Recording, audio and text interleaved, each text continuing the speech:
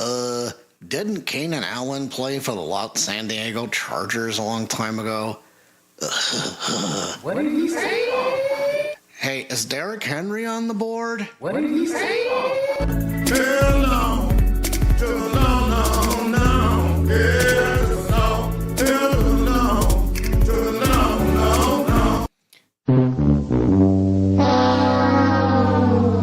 Oh boy, Cannonball, go sit in the corner. That's right, it is time for the Outside Blitz pre-stream.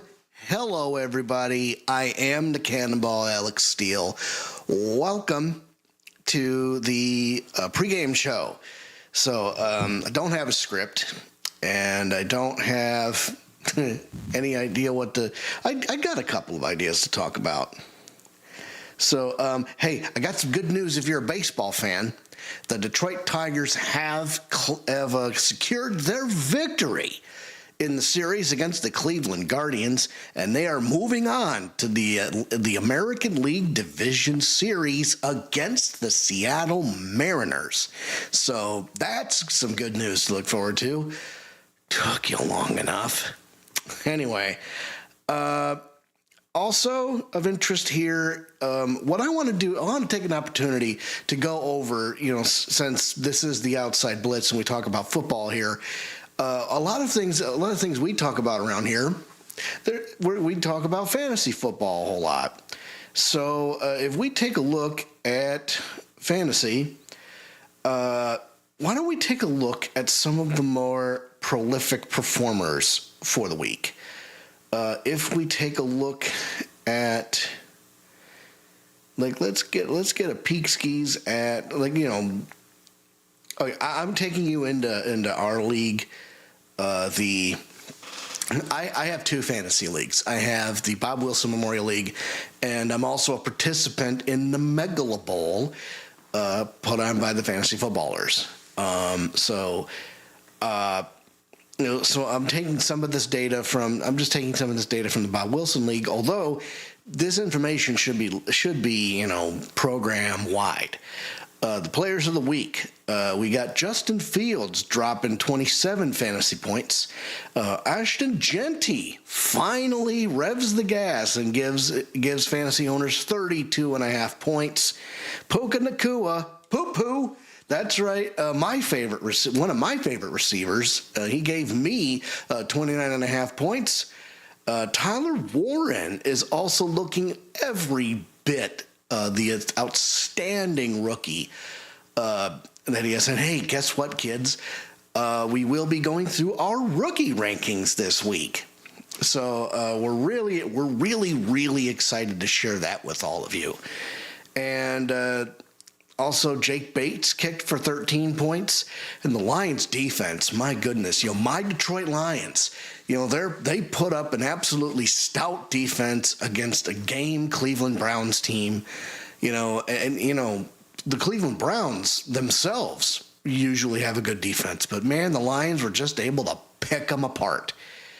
If you had these guys on your bench, however, I don't know what to say. So some of the other really prolific performers throughout the week.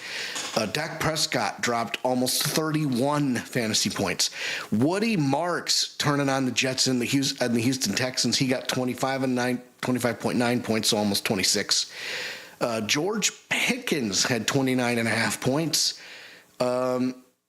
And the Philadelphia Eagles put up 16. So, yeah, if you wanted to get an idea of who you might want to start this week, a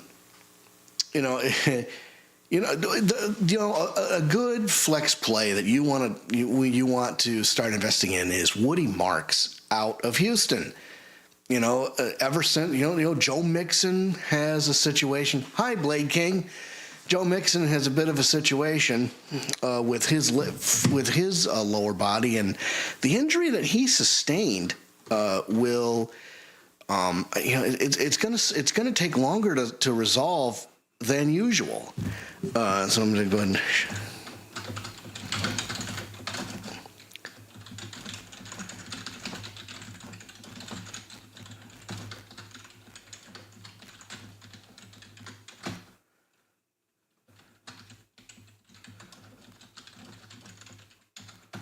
Okay. Pardon me here. Just got to make sure the supporters are listening, and that we are listening to them. So, oh Lord, I blanked out. So yeah, no, Joe Mixon, has an injury, and if we just take a quick look at news here, just he has a lower body injury, and the fact is that it's going to take a little longer than usual. So if you have, if you've got Woody Marks on your bench or he's on the waiver wire, go pick him up. It's a can't miss situation. Let's see here.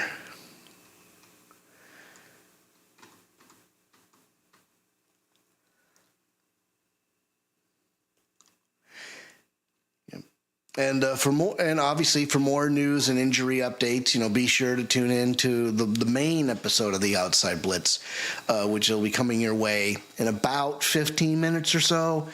The fabulous Scotty Fraytown, the Bootleg Bettor, and myself, the Cannonball Alex Steele, will be there to entertain you. Words are hard. Why don't we I'm going to go search for this. All right.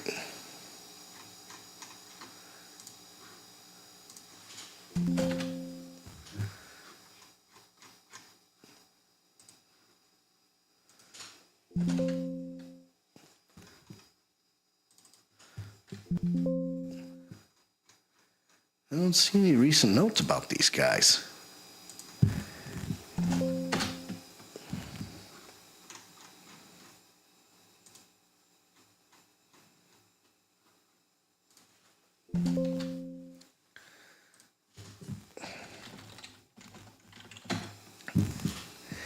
Wow, it's even worse.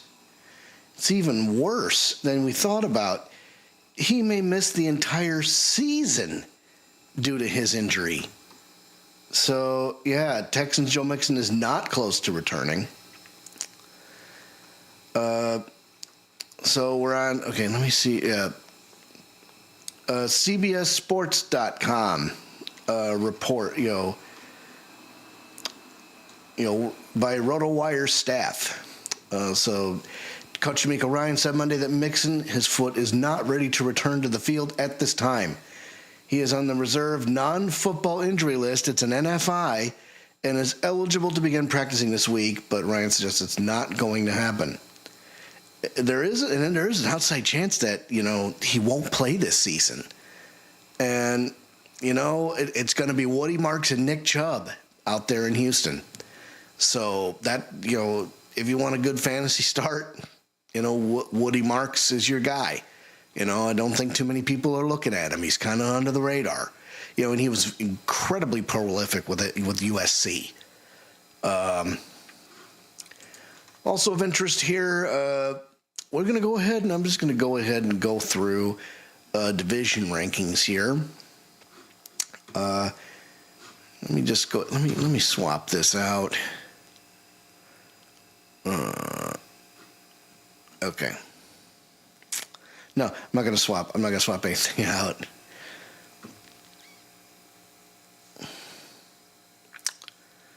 Okay. All right. So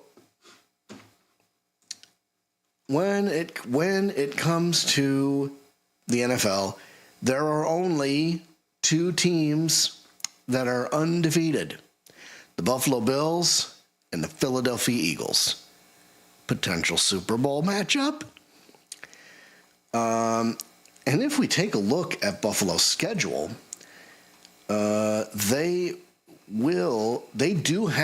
are on a collision course with the Philadelphia Eagles on December 28th.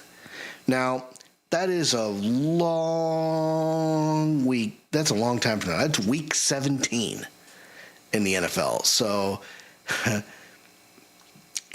time will tell if both of these teams will be undefeated that long. I cannot say that will happen. And my guess is if the Buffalo Bills are going to drop any games, it's going to be either the Chiefs game on the 2nd, it's going to be, the Steelers could probably surprise them, or what? The Cleveland Browns. As bad as the Cleveland Browns are on offense, their defense might come up with something. And then on the other side of the dial, if any football team is poised to completely run the table, it's the Philadelphia Eagles because of their secret weapon.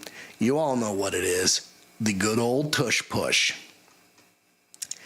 Now, obviously, they have division games coming up. They got the Giants on the 9th, and then they got the Giants again on the 26th. So it's Giants, Vikings, Giants. Plus, they got the Broncos this Sunday. So, yeah, it's not necessarily going to be a cakewalk for them, but, my eyes are on the Sunday Night Football performance on November 16th. Which is 6 days after they play the Green Bay Packers. So, they're going through the entire gamut of the NFC North in the month, through October and the middle of November, right before Thanksgiving. And speaking of everybody's favorite football holiday, they have the Cowboys on November 23rd. So, and they're in Dallas. So, it'll be a rematch from week 1. Not sure what all that's going to be about, but I'll tell you what. I just took a peek skis at my email. The Google call is just about to happen, so we are going to take a really quick commercial break, or just a break period. And when we come back, the episode proper will begin.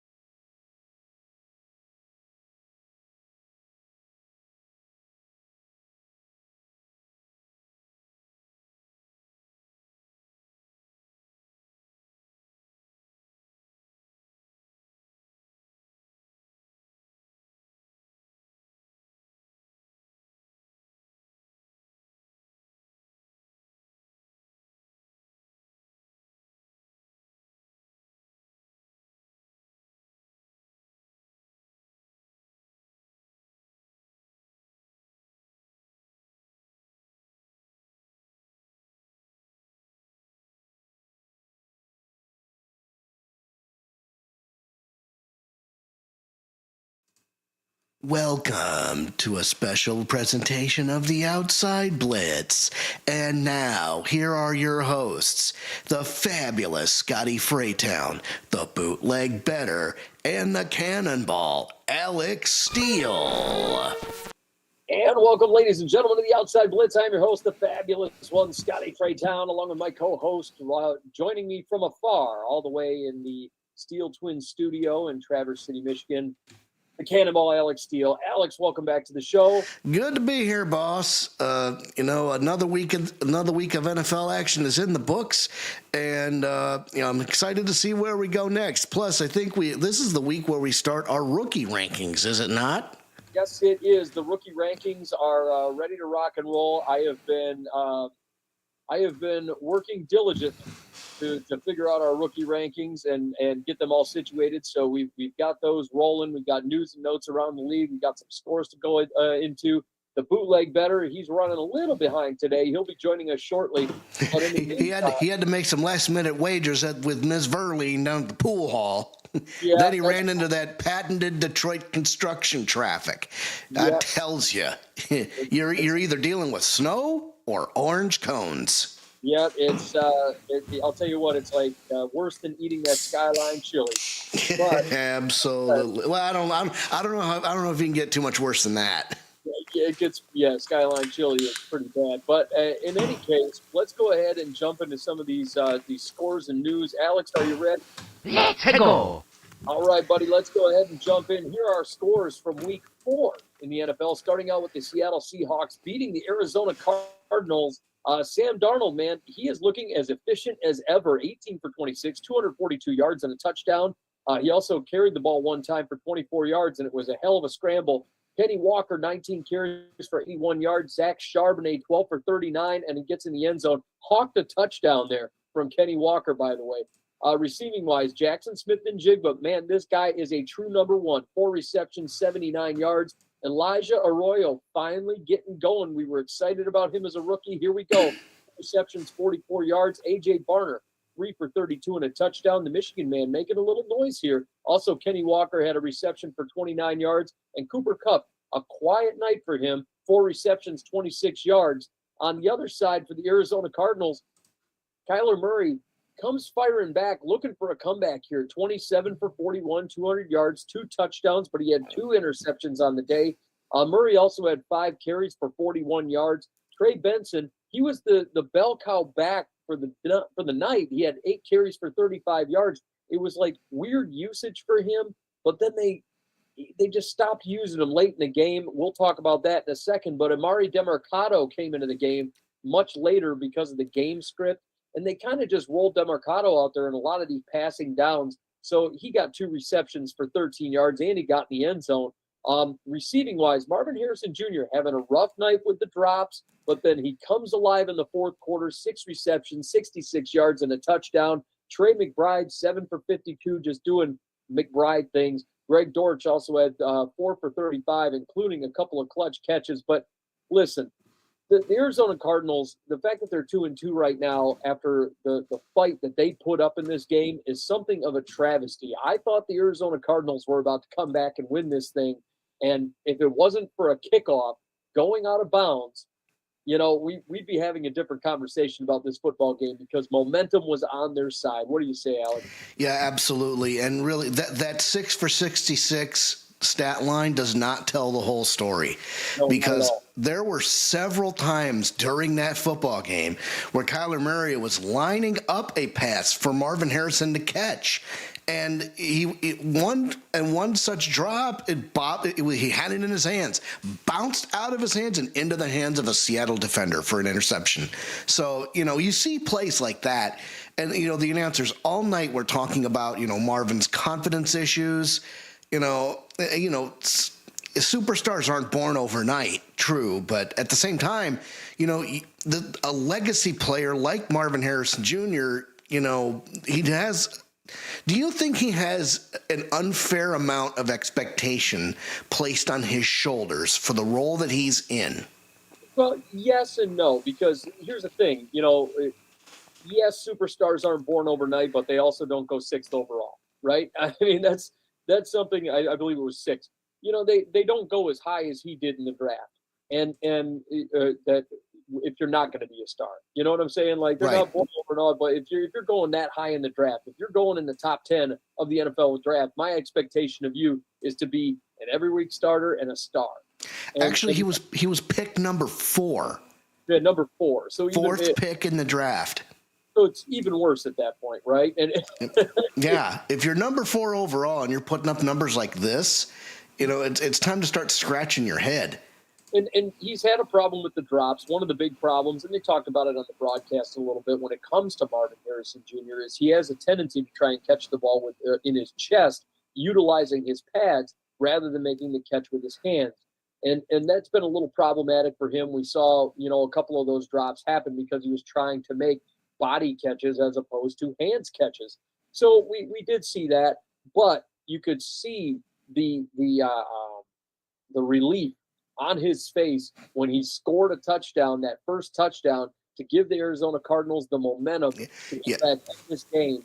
You could just see the look on his face like, oh, thank God, when he caught that first touchdown in the fourth quarter. Absolutely. It was one of those things where it's like we talk about nut cutting time all the time when you need it.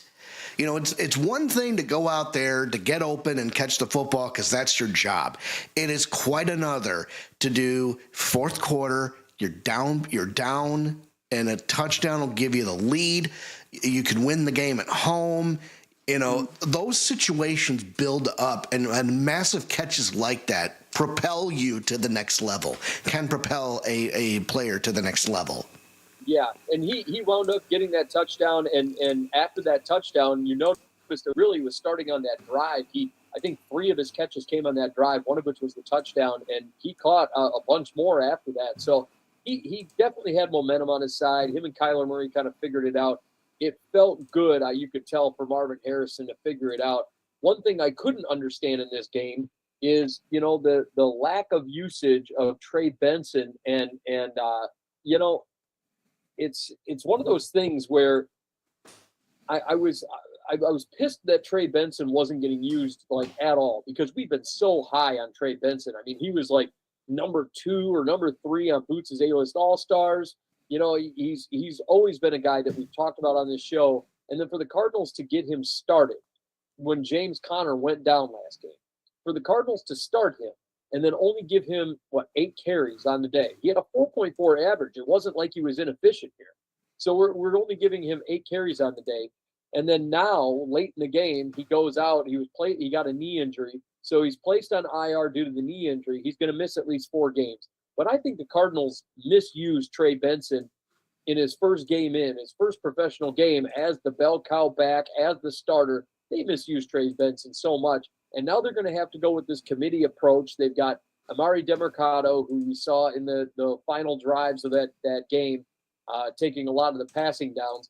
And then they're also going to have Michael Carter, the wily veteran. And it's sounding like Michael Carter is going to wind up getting a majority of the carries, for the foreseeable future. But Benson's on IR now, so he's going to be missing the next 4 weeks.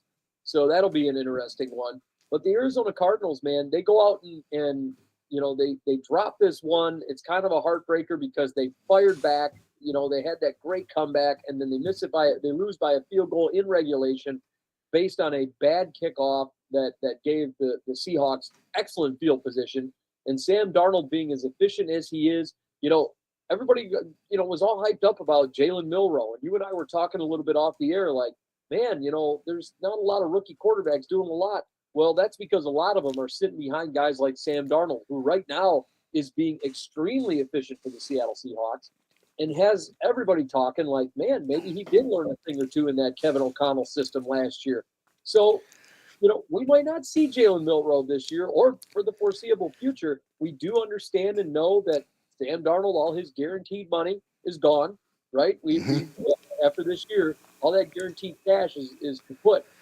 So we might see Milroe next year, but if Darnold keeps playing this way, Seattle might have no reason to move on from him, right? Right. They could probably sign him with a new bag, Yeah.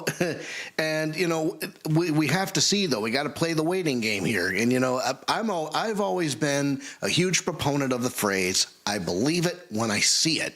So far, we're seeing it. And if he can continue and keep this up, everything's going to be just fine.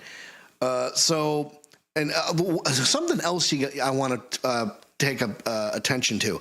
It's not just Sam Darnold. If you take a look at this running back room, we all rant and rave about Kenneth Walker III. He is the bell cow back. He is the guy that plows the end of the line.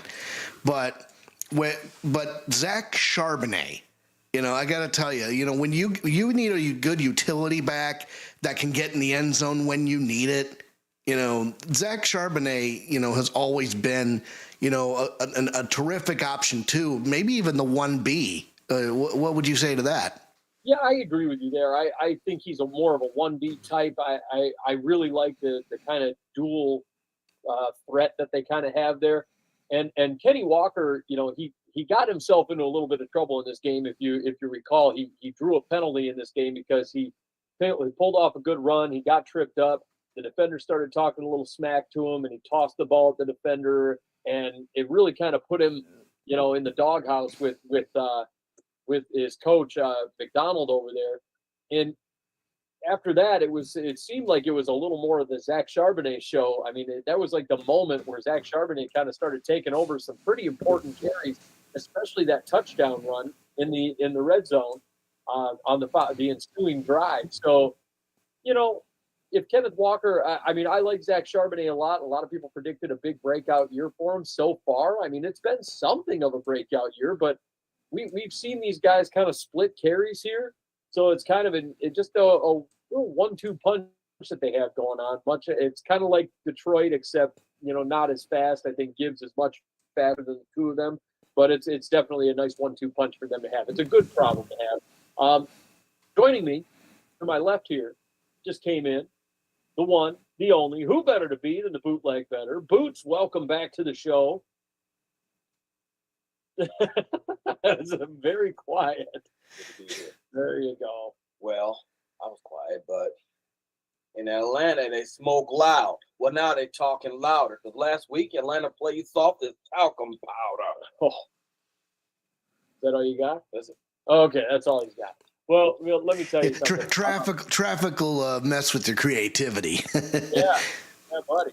But, the Arizona Cardinals, they drop one in the Seattle Seahawks. Seahawks, 3-1 on the year. Cardinals go to 2-2. Next up, from Ireland, we've got the Minnesota Vikings dropping one to the Pittsburgh Steelers, 24-21. The Steelers, man. The Vikings didn't look good, but, man, we got some interesting stuff going on. First of all, Aaron Rodgers, very accurate on the day. Not a lot of deep balls. It was very quick passing, get the ball out quick, and 18 for 22, 200 yards, a touchdown, lots of high efficiency, lots of high percentage throws, if you will. Kenneth Gainwell, 19 carries for 99 yards, 2 touchdowns. He came in relief of Jalen Warren, who was hurt in this game. Before this game, rather. DK Metcalf, 5 receptions, 126 yards, including a huge 80-plus yard touchdown pass. Kenneth Gainwell, 6 receptions for 35 yards. Darnell Washington, 3 for 20. On the Viking side, Carson Wentz, man, throwing the ball a lot. The 30 for 46, 350 yards. He had 2 touchdowns, 2 picks in this one.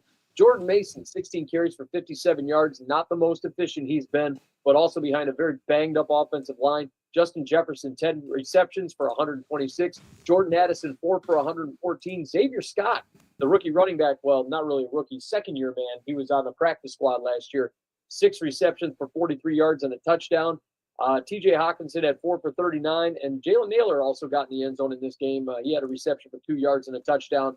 But, man, I'll tell you what, this Vikings team did not look good. Boots, were you not happy with this Vikings team at all? Because I wasn't.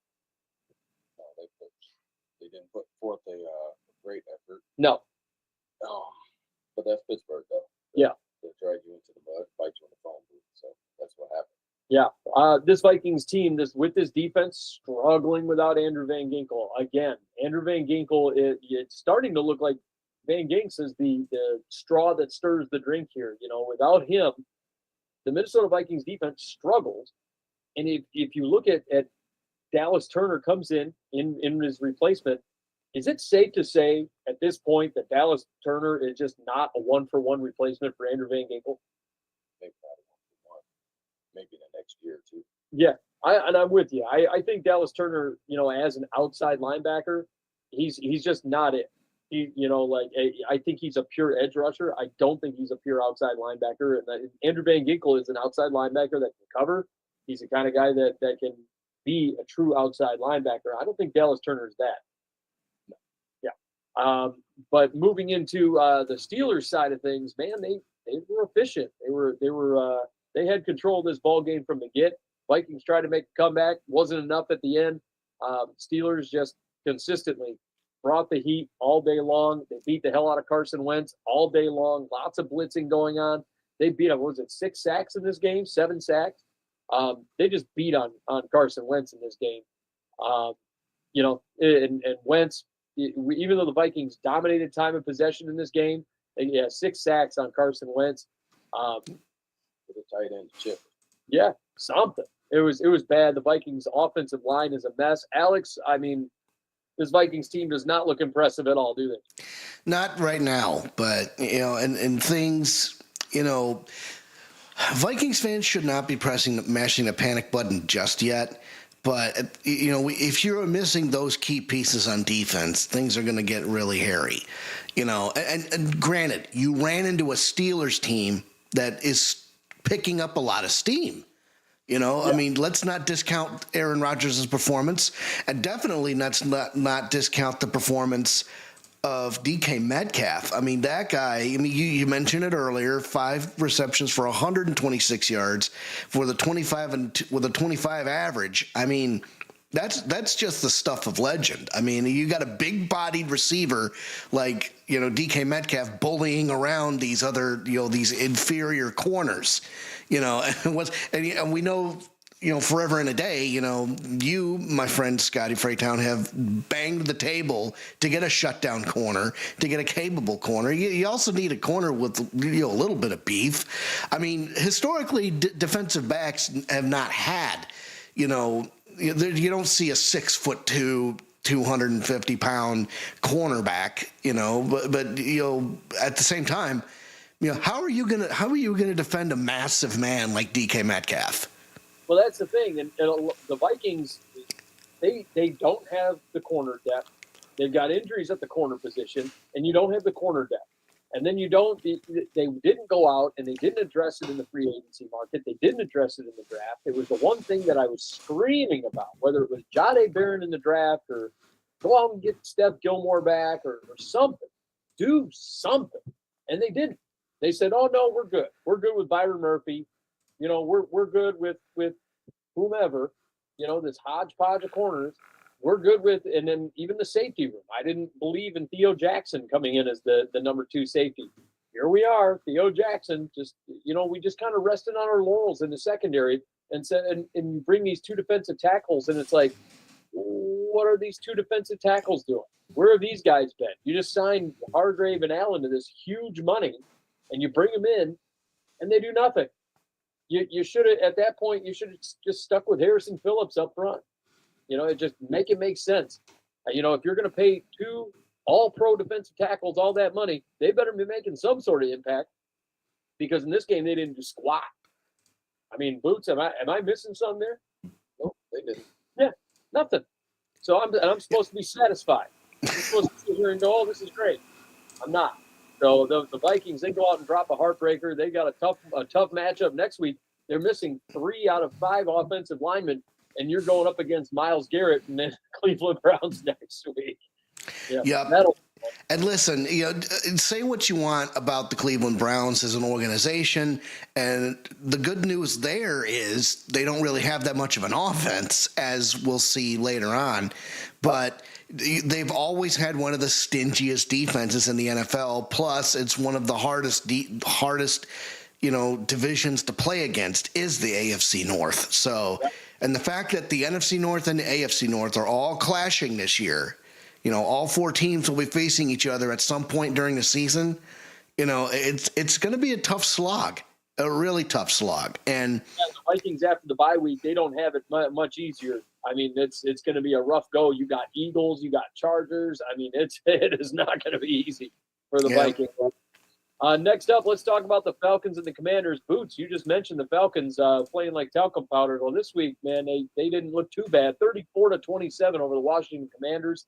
Michael Penix, your boy, he goes out there and puts up 20 for 26, 313, 2 touchdowns and a pick.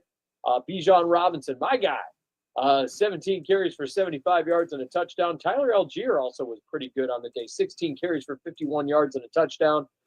Drake London finally comes alive, 8 receptions for 110 yards and a TD. Bijan also had 4 for 106. Kyle Pitts with 5 for 70 and a touchdown. There's another guy, finally. And throughout his career, he finally comes alive. We get to see a little Kyle Pitts action.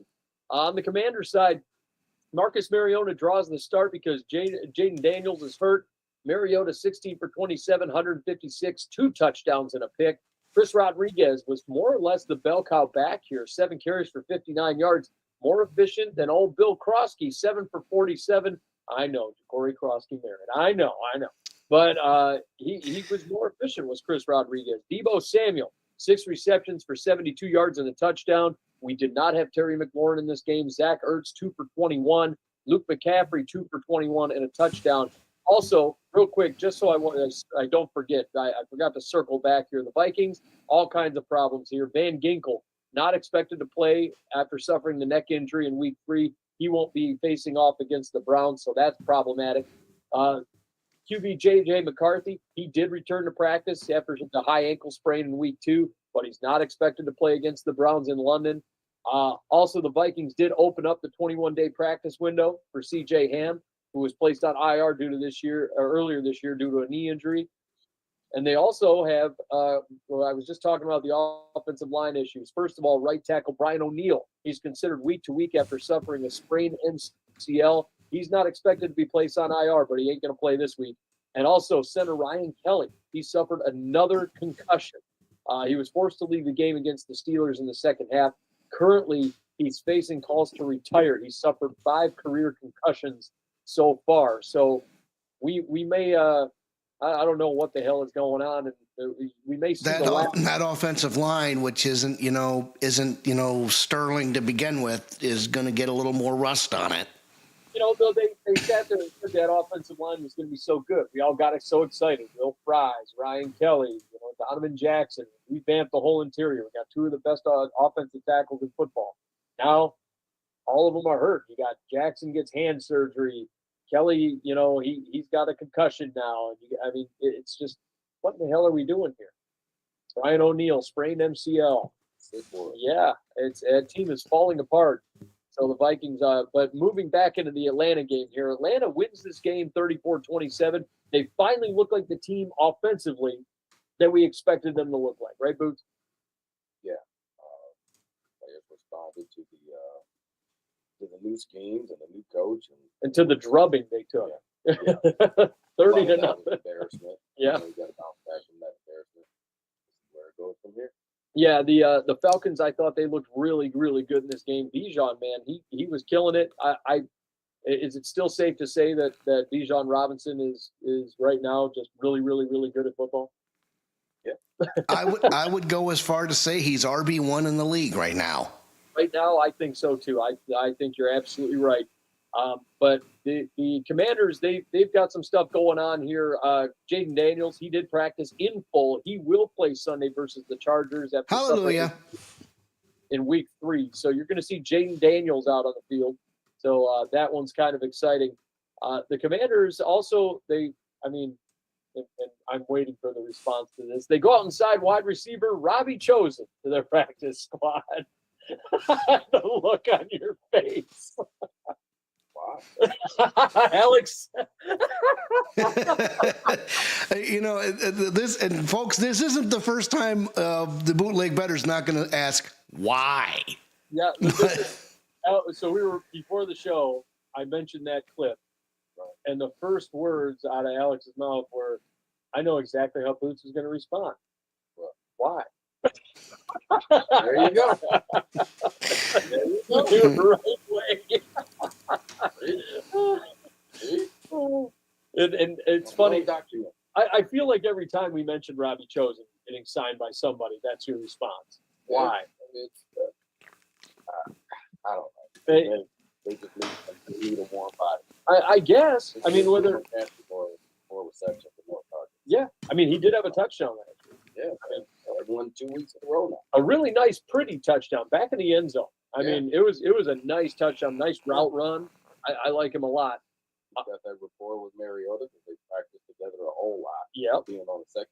And you were always big on McCaffrey when he was coming out of the draft. He was one of your, at the time, he was one of your bootleg B team guys, correct? No, he wasn't a bootleg B team, but I'm just a fan of the game. Yeah. You know, he's a really good athlete overall. Yeah. He's really taken to the receiver role. Right. So the Commanders, they drop one. They fall down to 2-2 on the year. Atlanta comes up to 2-2. So the Commanders, but they'll be getting their star quarterback to return here. Next up, the Giants go out and beat the Chargers 21-18. And What did he say? It's on the arm of Jackson Dart. What? Yep. You heard him right. Jackson Dart, 13 for 20, 111 yards and a touchdown. It wasn't the most efficient day, but it was enough to get it done. Dart also had 10 carries for 54 yards and a touchdown. Cam Scatterbo, man, hey. Yeah. That's my guy right there. That was the guy that we all loved coming into the draft. Scatterbo, he looked great. Darius Slayton, 3 receptions for 44 yards. Malik Neighbors, 2 receptions for 20 yards. Theo Johnson, 3 for 17 and a touchdown, the tight end. We liked Theo Johnson as well.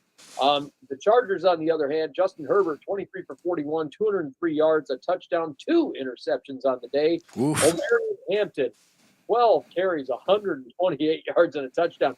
Now, this is the interesting thing to me. Justin Herbert, 23 for 41 for 203 yards. Why did you have him throw the ball 41 times when Omarion Hampton had the ball 12 times for 128 yards and had a 10-7 average on the day? None. With this type of offense. No. Quentin Johnston, 8 receptions for 98 yards and a touchdown. Omarion Hampton also had 5 for 37. Keenan Allen, 5 for 37. That was the quietest he's been in a minute. But Quentin, first of all, for the Chargers side, let's just ask, first of all, Joe Alt, he goes down in this game. Are the Chargers in, kind of deep doo-doo here? I mean, are we in panic mode when it comes to the Chargers? Because Joe Alt, he did suffer a high ankle sprain. He's supposed to be out several weeks per the team. I mean, they're in trouble. Yeah. You think Justin Herbert survived? But I do know this. This was a herky-jerky game for the Chargers. And New York was out for blood. So yeah. This was not the Chargers team we saw for the first 3 weeks. No. This was. I think the injury to just altered things. I see what you did. And the Chargers fans really need to have their hand over the panic button because you sign your All-Pro left tackle to that massive deal. His name escapes me at the moment. I apologize, but it's. Rashawn Slater. Yes, Rashawn Slater. Thank you so much. So you sign Rashawn Slater to that gigantic deal, which he deserves, and then he gets hurt and he's out for the season. Oh no! So that's number one. Now you have Joe Alt, your second-year player, who you're putting in Rashawn Slater's spot. Now he's hurt. Oh no! So at some point, I mean. You better pray that he's back, sooner than later because we got to take a look at this schedule here. If you recall, the Los Angeles Chargers they got a game against the Commanders.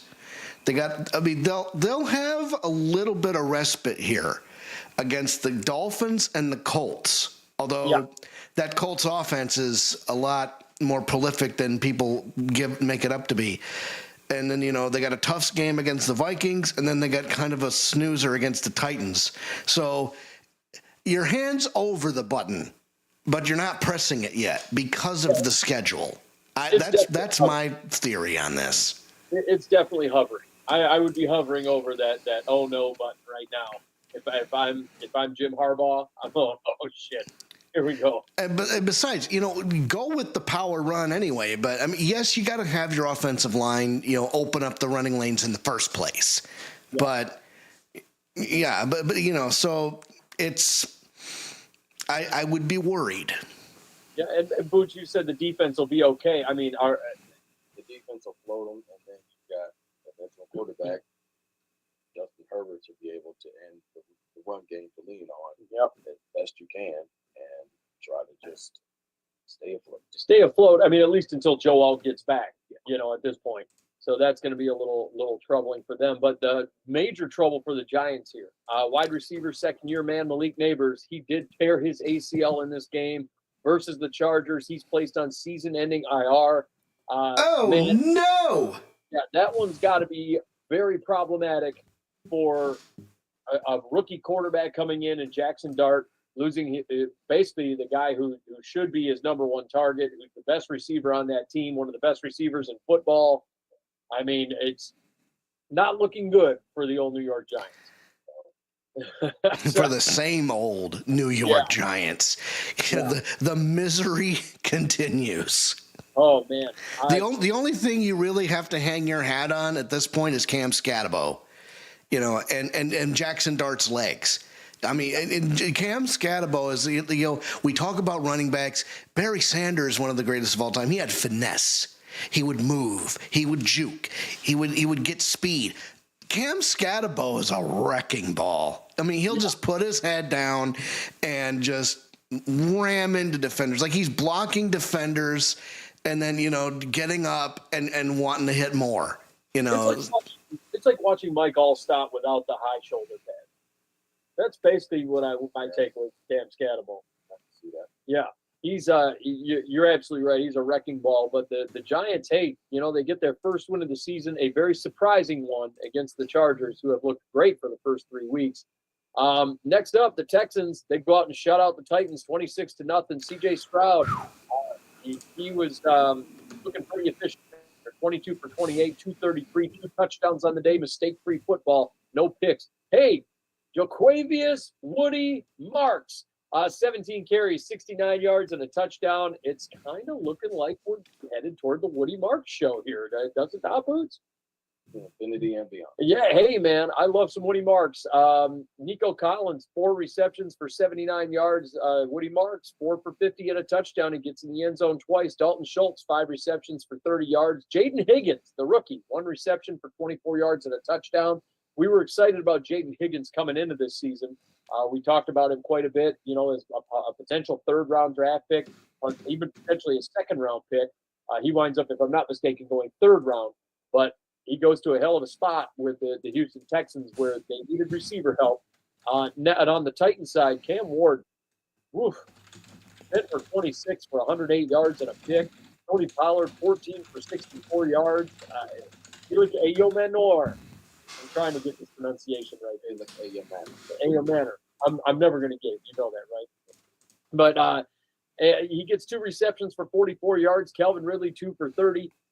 Look, this Titans team, fire the staff. At this point, it's time.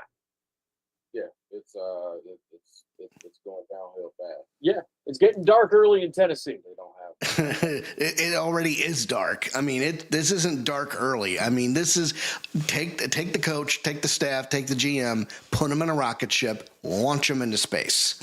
Yep. Start over again. Boots. I mean, are you? The defense still plays relatively well, but we're not getting any support from the offense. Yeah, I mean, and that's the problem. I think they're not getting support from the offense. I don't think they went and picked up Tony Pollard as the guy who they're supposed to have as their bell cow back, and they really haven't been blocking much for him. And Cam Ward can't seem to figure out this offense. I mean, he's struggling. You want to attribute it somewhat to rookie growing pains, but then at the same time, it's kind of like, you're the number 1 overall pick. Yeah, Boots. As rookie growing pains in a bad offensive philosophy. Yeah. Yeah. I mean, and how much of this offensive philosophy that we saw out of Callahan, we talked about this a little last week. Now we're learning that the offensive philosophy, this was Zach Taylor. Callahan got way more credit than he deserved for the offensive philosophy in Cincinnati, did he not? Yeah, absolutely. Yeah. And there's no Jamar Chase and T. Higgins and Joe Burrow over here. Yeah. You're hoping. That's a part of it. No Chase Brown either. Yeah. And you're working with the corpse of Calvin Ridley and the ghost of what? I mean, you're working with Gunnar Helm here, who is a great tight end, but you got Chigo Okonkwo taking the majority of the first team snaps. The corpse of Tyler Lockett, who had 0 on the day, nothing. I mean, Bupkis. Yeah, it's just a waste. But Not a lot there. no. So the Texans, they go out and get their first win of the year, 26-0. They just dominate Tennessee. I think Tennessee's headed for the number 1 overall pick at this point, don't you? Again. Yeah. And really, you know, we always say that Seattle oh my gosh, the old guy at the Las Vegas Raiders, Pete Carroll. Pete Carroll, Seattle Seahawks team is where tight ends go to die. We've said time and again that the Tennessee Titans is where wide receivers go to die. I mean, it happened to DeAndre Hopkins before he went to the Chiefs. It's happening to Tyler Lockett now, who was pretty good as a wide receiver 3 in Seattle. So, you know, but I think this is really a new low. I mean, this is like a DEFCON 2 situation. Yeah. Emphasis on the number 2. Yeah. They're sinking fast here. Next up, let's talk about the Philadelphia Eagles going out and beating the Tampa Bay Bucks 31-25. Game of the week, in my opinion. It was a great game. The Tampa Bay Bucks, man, Baker Mayfield, not his most efficient performance here. 22 for 40, 289 yards, 2 touchdowns, and a pick. Bucky Irving, 15 carries for 63 yards in this one. Rashad White did get 6 for 17. Bucky also had 5 receptions for 102 yards, including a big one that he broke for a touchdown. Emeka Egbuka, 4 receptions for 101 yards and a touchdown. Rashad White also had 4 receptions for 29. Chris Godwin, 3 for 26. Look, I think it's safe to say that Egbuka, if and when Mike Evans decides to hang him up, Egbuka, he's receiver number 1 over there, without a doubt, with a bullet. From the Ohio State University. I think Egbuka with the bullet, number 1. As for the Eagles, Jalen Hurts, 15 for 24, 130 yards, 2 touchdowns on the day. Hurts also had 9 carries for 62 yards in this one. And again, Hurts outgained Saquon Barkley. 19 carries for 43 yards and a touchdown for Saquon. Just a 2.3 average. Not efficient at all. Dallas Goedert, 4 receptions for 37 yards and 2 touchdowns. Saquon Barkley, 4 receptions for 31. And Devontae Smith, 2 for 29. And we'll be talking about a big reason why the Eagles struggled to move the ball through the air coming up shortly here when we talk about our rookie rankings, which I'm very excited about. But, the Philadelphia Eagles, man, they pull this one out, and they take a lead early. Tampa Bay tries to fire back. They come within 6. But, horseshoes and hand grenades, as the old saying goes, right? And Tampa Bay drops this one. Boots, are you concerned at all about the Tampa Bay Buccaneers right now, or do you think they're rolling right along in spite of the injuries that have taken place? They rolled right along, but this game, especially at the end, Baker with a bad interception. Yeah. It just, it's probably the beginning of a little bit of a slide. I think it's a little bit of a lull. I'm with you there. Bucky Irving did suffer a foot and ankle injuries in this game. He's seeking out a second opinion on the injury, but he could miss some time, so we'll be talking about that. Also, the Eagles have placed edge rusher Ogbo Okoronkwo, there we go, on season-ending IR. So he's likely gone for. Well, actually, he's on IR, so he's not gone for the season, but he might very well wind up being gone for the season. Yikes! But the big news for this game comes with A.J. Brown making cryptic Twitter posts expressing his with his lack of use in the current offensive scheme. Talking about it a little bit last week about how the Eagles' current offensive coordinator is a lot like Joe Brady, where he doesn't do a lot with offensive or with big-time number 1 receivers. And A.J. Brown is expressing the frustration now. He's only had 1 good week out of the first 4, and he is pissed with his usage right now. Well, he's partly right. Yeah. Yeah, I think It's winning. then what does it matter? Your stats don't matter unless you have some sort of contractual, bonuses. Incentives. Incentives. Yep. Incentives. Yeah. Incentive. But A.J. Brown is pissed, and I can see one of the reasons why he's pissed. But this never really bodes well for players when they start bitching mid-season, right? If Not going to trade him. yeah, So, and if they were to trade him, they would do it in the offseason, and it very likely wouldn't be a Stephon Diggs situation where they send him to a positive situation like Buffalo. I don't think he has a no trade clause in his contract. So at that point, you're going to ship him off to Miami. Right, do that. ship him off to a place, a different division where he's going to be, with a garbage can out. Yeah, here, go to Tennessee, have fun. Go back to Tennessee.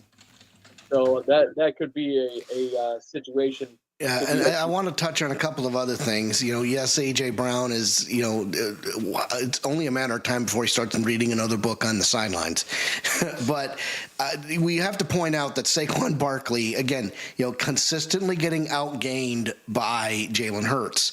And the rumor and innuendo was that, Saquon was going to have a lull year because it's really hard to replicate the performance from the past year. And I'm starting to notice these Philadelphia Eagles are turning into last year's Chiefs, escaping by the hairs on their chinny chin, doing exactly what it takes to win and nothing more.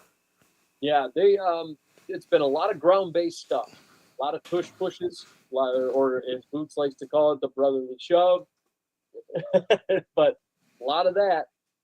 Not a lot of passing of the ball, not a lot of that high-powered stuff that we saw last year.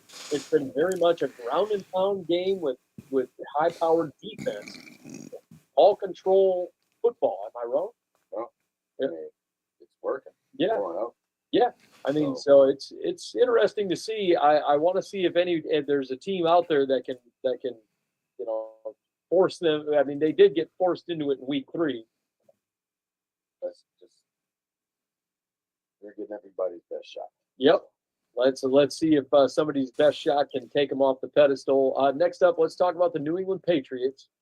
They go out and beat the Carolina Panthers 42-13. I am not surprised by this at all. The Patriots, Drake May, 14 for 17, 203 yards, 2 touchdowns on the day.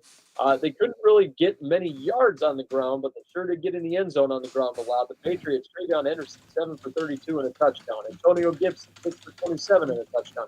Drake May rushes the ball, 3 for 11 and a touchdown. Steph Diggs, speak of the devil, 6 receptions, 101 yards. There's the Stephon Diggs we've grown to know and like watching. Hunter Henry, 2 receptions for 39 yards and a TD. Mac Hollins got in the end zone, 1 catch for 4 yards and a touchdown. First of all, let me talk about Hunter Henry real quick. Quietly, right now, he is tight end 1 in the league. I don't know if anybody's realized that, but quietly, right now, he is the best tight end in football. Are you surprised? Yeah. I mean, yeah, it's been very surprising. And even though he only got 2 receptions on this one, he made the most of it. He had a 19.5 average on the day, gets in the end zone. Steph Diggs, seems like Diggs is coming alive. Seems like he's feeling it out here in New England. He was, a little touch and go in the first couple of weeks, but 6 receptions for 101. There's Stephon Diggs, right? As for the Panthers, Bryce Young, 18 for 30, 150 yards and a touchdown, and then he gets pulled. Andy Dalton comes into this game, 5 receptions for 6. I'm sorry, he goes 5 for 6 for 58 yards and a touchdown. Chuba Hubbard, 10 carries for 49 yards. Trevor Etienne had 7 for 33. Rico Dowdle, 9 for 32 carries. But Tedrow McMillan, he's having a good year. 4 receptions for 62 yards. Tommy Tremble, 5 for 42 and a touchdown. Bryson Tremaine had 3 for 36. And then Mitchell Evans, 3 for 23 and a touchdown. Tedrow McMillan, I surefire number 1 receiver for the Carolina Panthers at this point. I don't think it's a question. It was either Xavier Legette's going to come alive and be the number 1 that everybody thought he was going to be, with the draft last year and him being a first-round pick, or it was going to be Tedrow McMillan. I think McMillan is, hands down, no doubt about it, wide receiver 1 over there with Carolina Panthers. Don't you? Yeah. When they wasted a pick or used a pick that high, they weren't going to plan on using it. Yeah. we liked Tedderell McMillan coming out. I don't know that anybody thought that he was going to be, currently as good as he is, especially in Carolina. I think Carolina doesn't know what the hell they're doing. But and now we've got Andy Dalton coming back into the game. Are we going to see a repeat of last year where Andy Dalton winds up getting Bryce Young benched and Andy Dalton takes over and then Young comes in? And is that what they're hoping for, you think?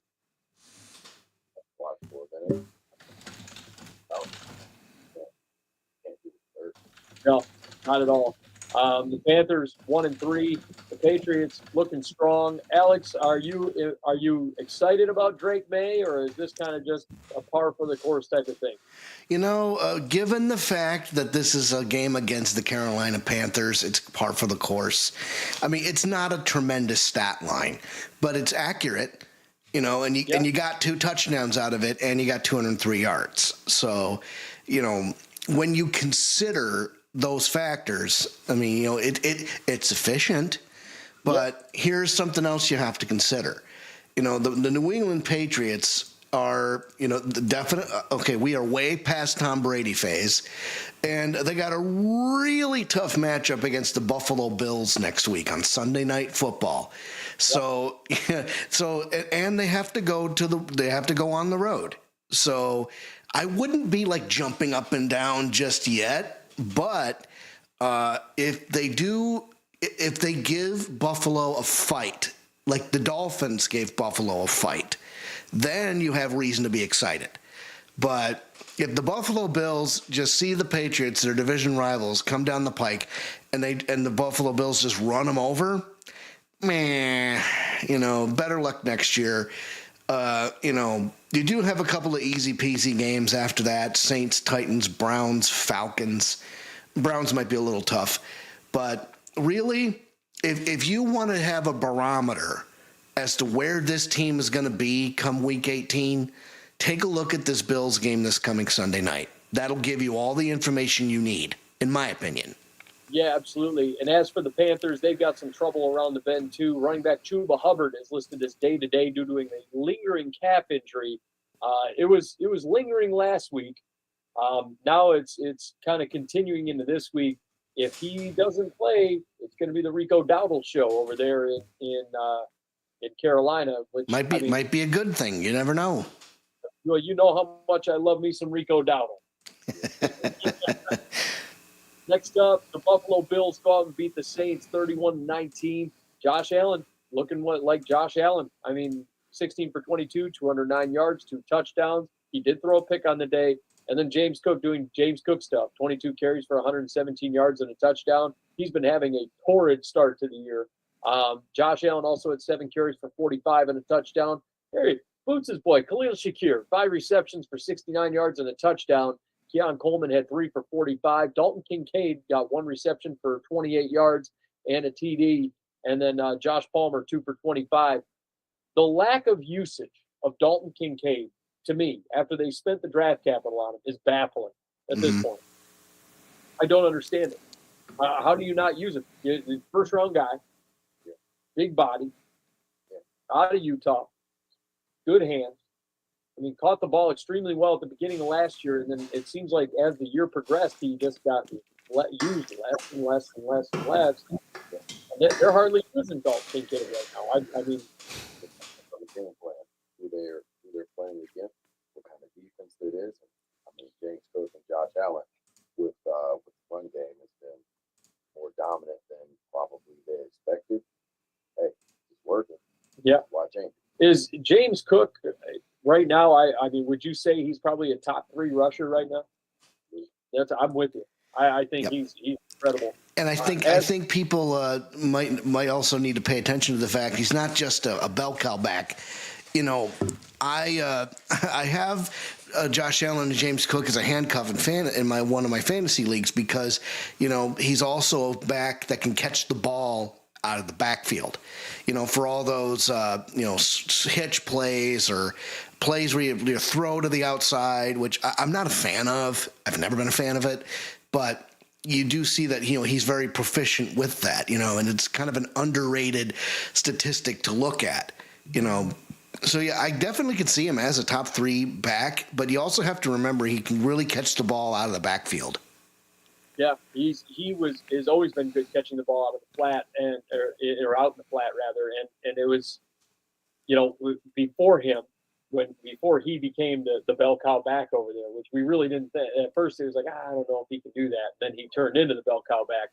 During that stretch, though, he was killing it out of the backfield there, catching the ball. So, I mean, got to like James Cook. As for the New Orleans Saints, Spencer Rattler, 18 for 27, 126 yards and a touchdown.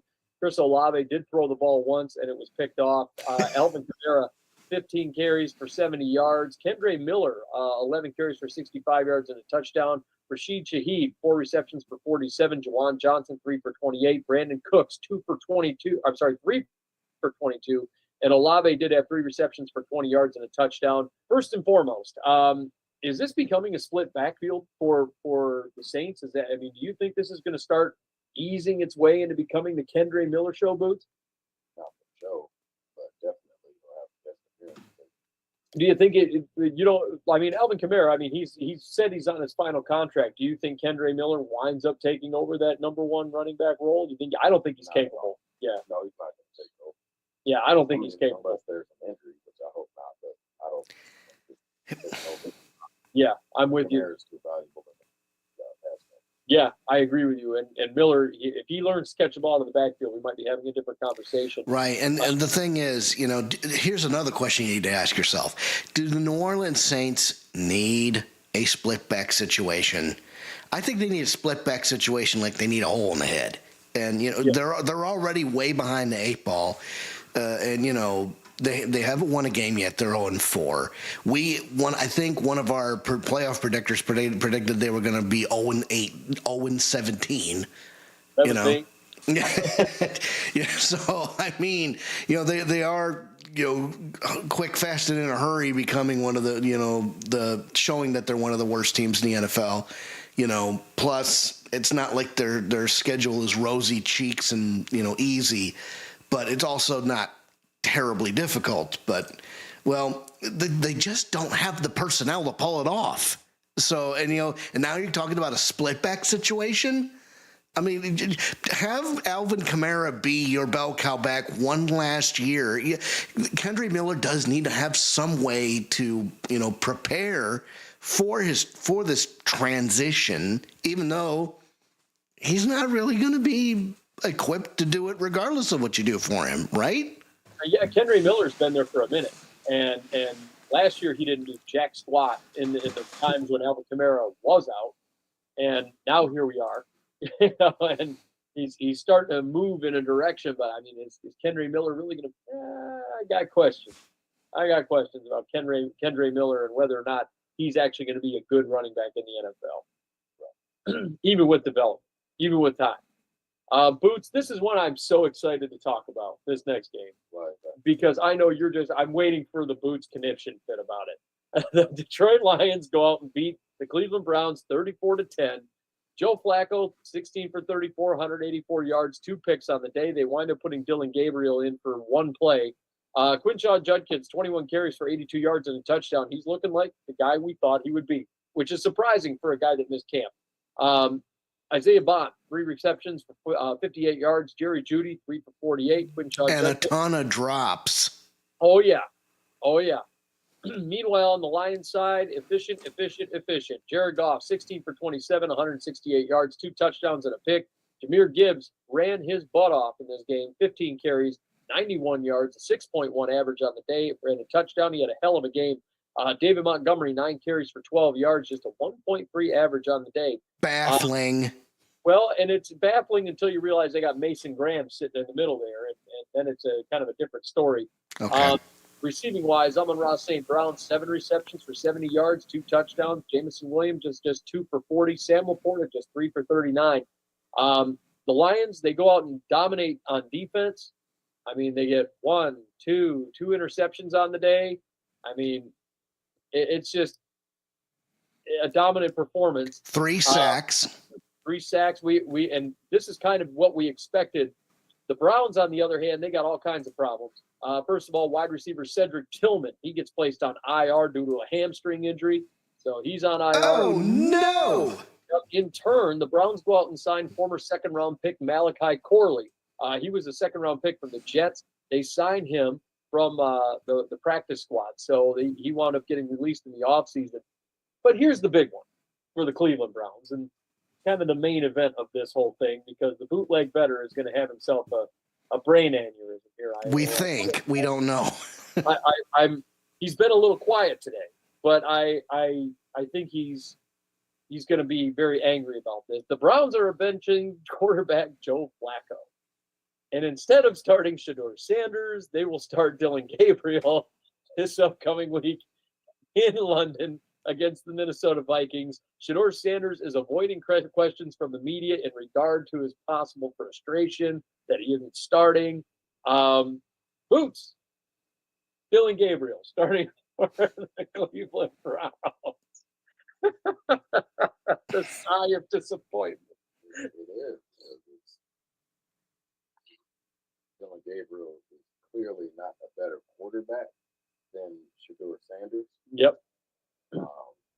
But again, I just go back to I don't think that certain people like Shedeur Sanders personally. Yeah.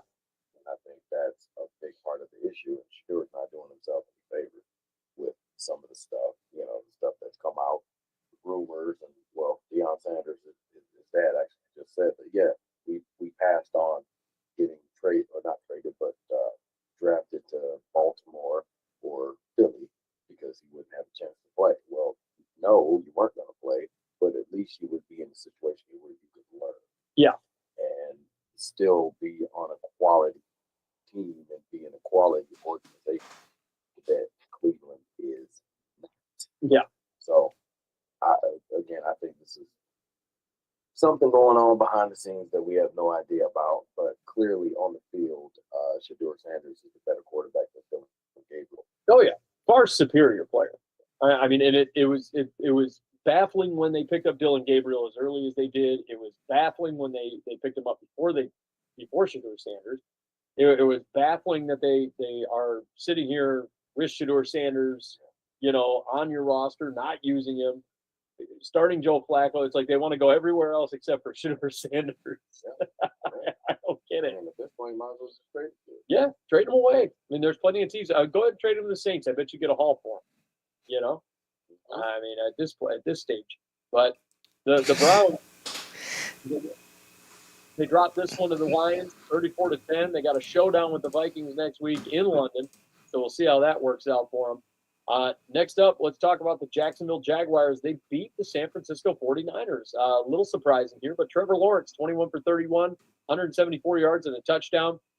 Travis Etienne looks like the Travis Etienne of old. Where was this guy for the last 2 years? 19 carries, 124 yards and a touchdown. Just wild. It's like he's got facial tooting on his heels, so he wants to show he's still got it. Receiving-wise, Brian Thomas Jr., 5 receptions for 49 yards. Brenton Strange, 6 for 45. Travis Hunter, 3 for 42. Hunter Long, 3 for 23 and a touchdown. The Jags, man, they did their job. Brock Purdy, on the other hand, came in for the Niners. He goes 22 for 38, 309 yards, 2 touchdowns, 2 picks on the day. Christian McCaffrey, 17 carries for 49 yards, but his big showing was through the air, 6 receptions, 92 yards and a touchdown. Jake Tongas, there we go. Exactly. 3 receptions, 58 yards and a touchdown, playing in relief of George Kittle being hurt.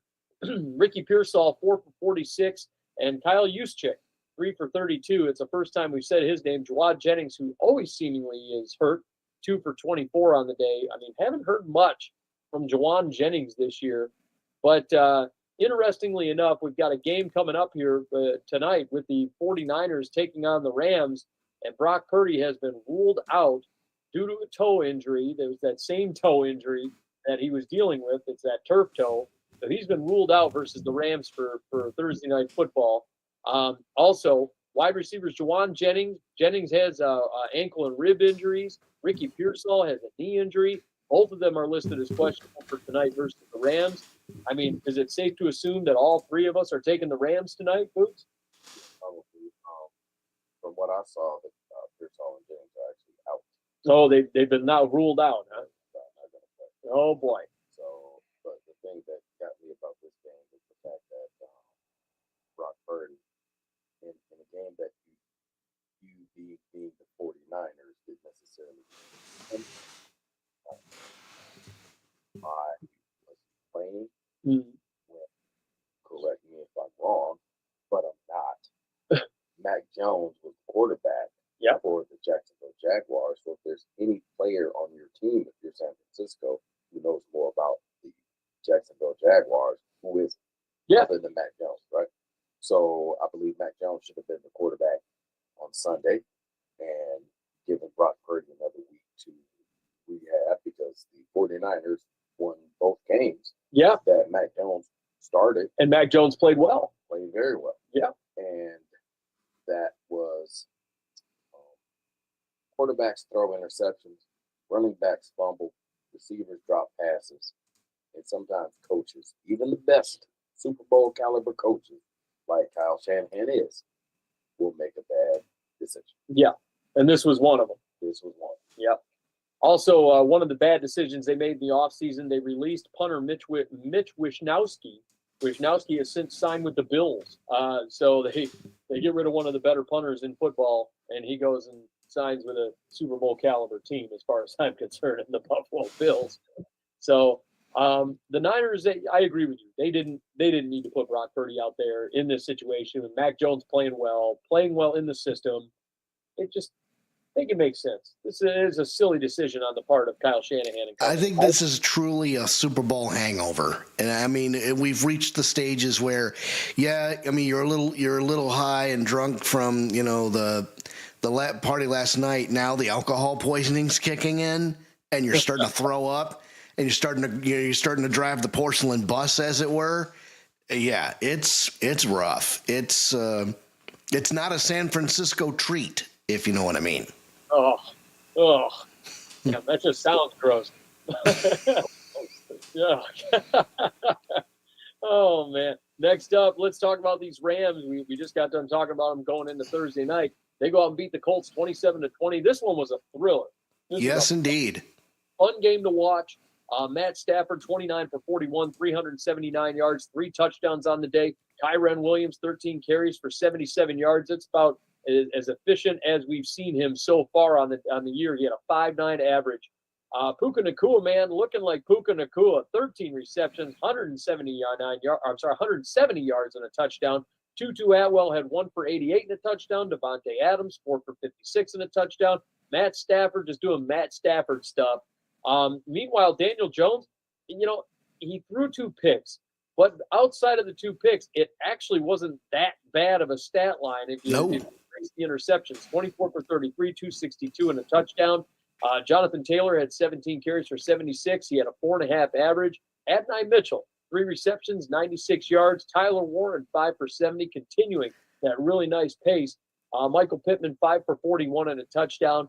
I mean, look, if you're the Colts, this is a tough Rams team.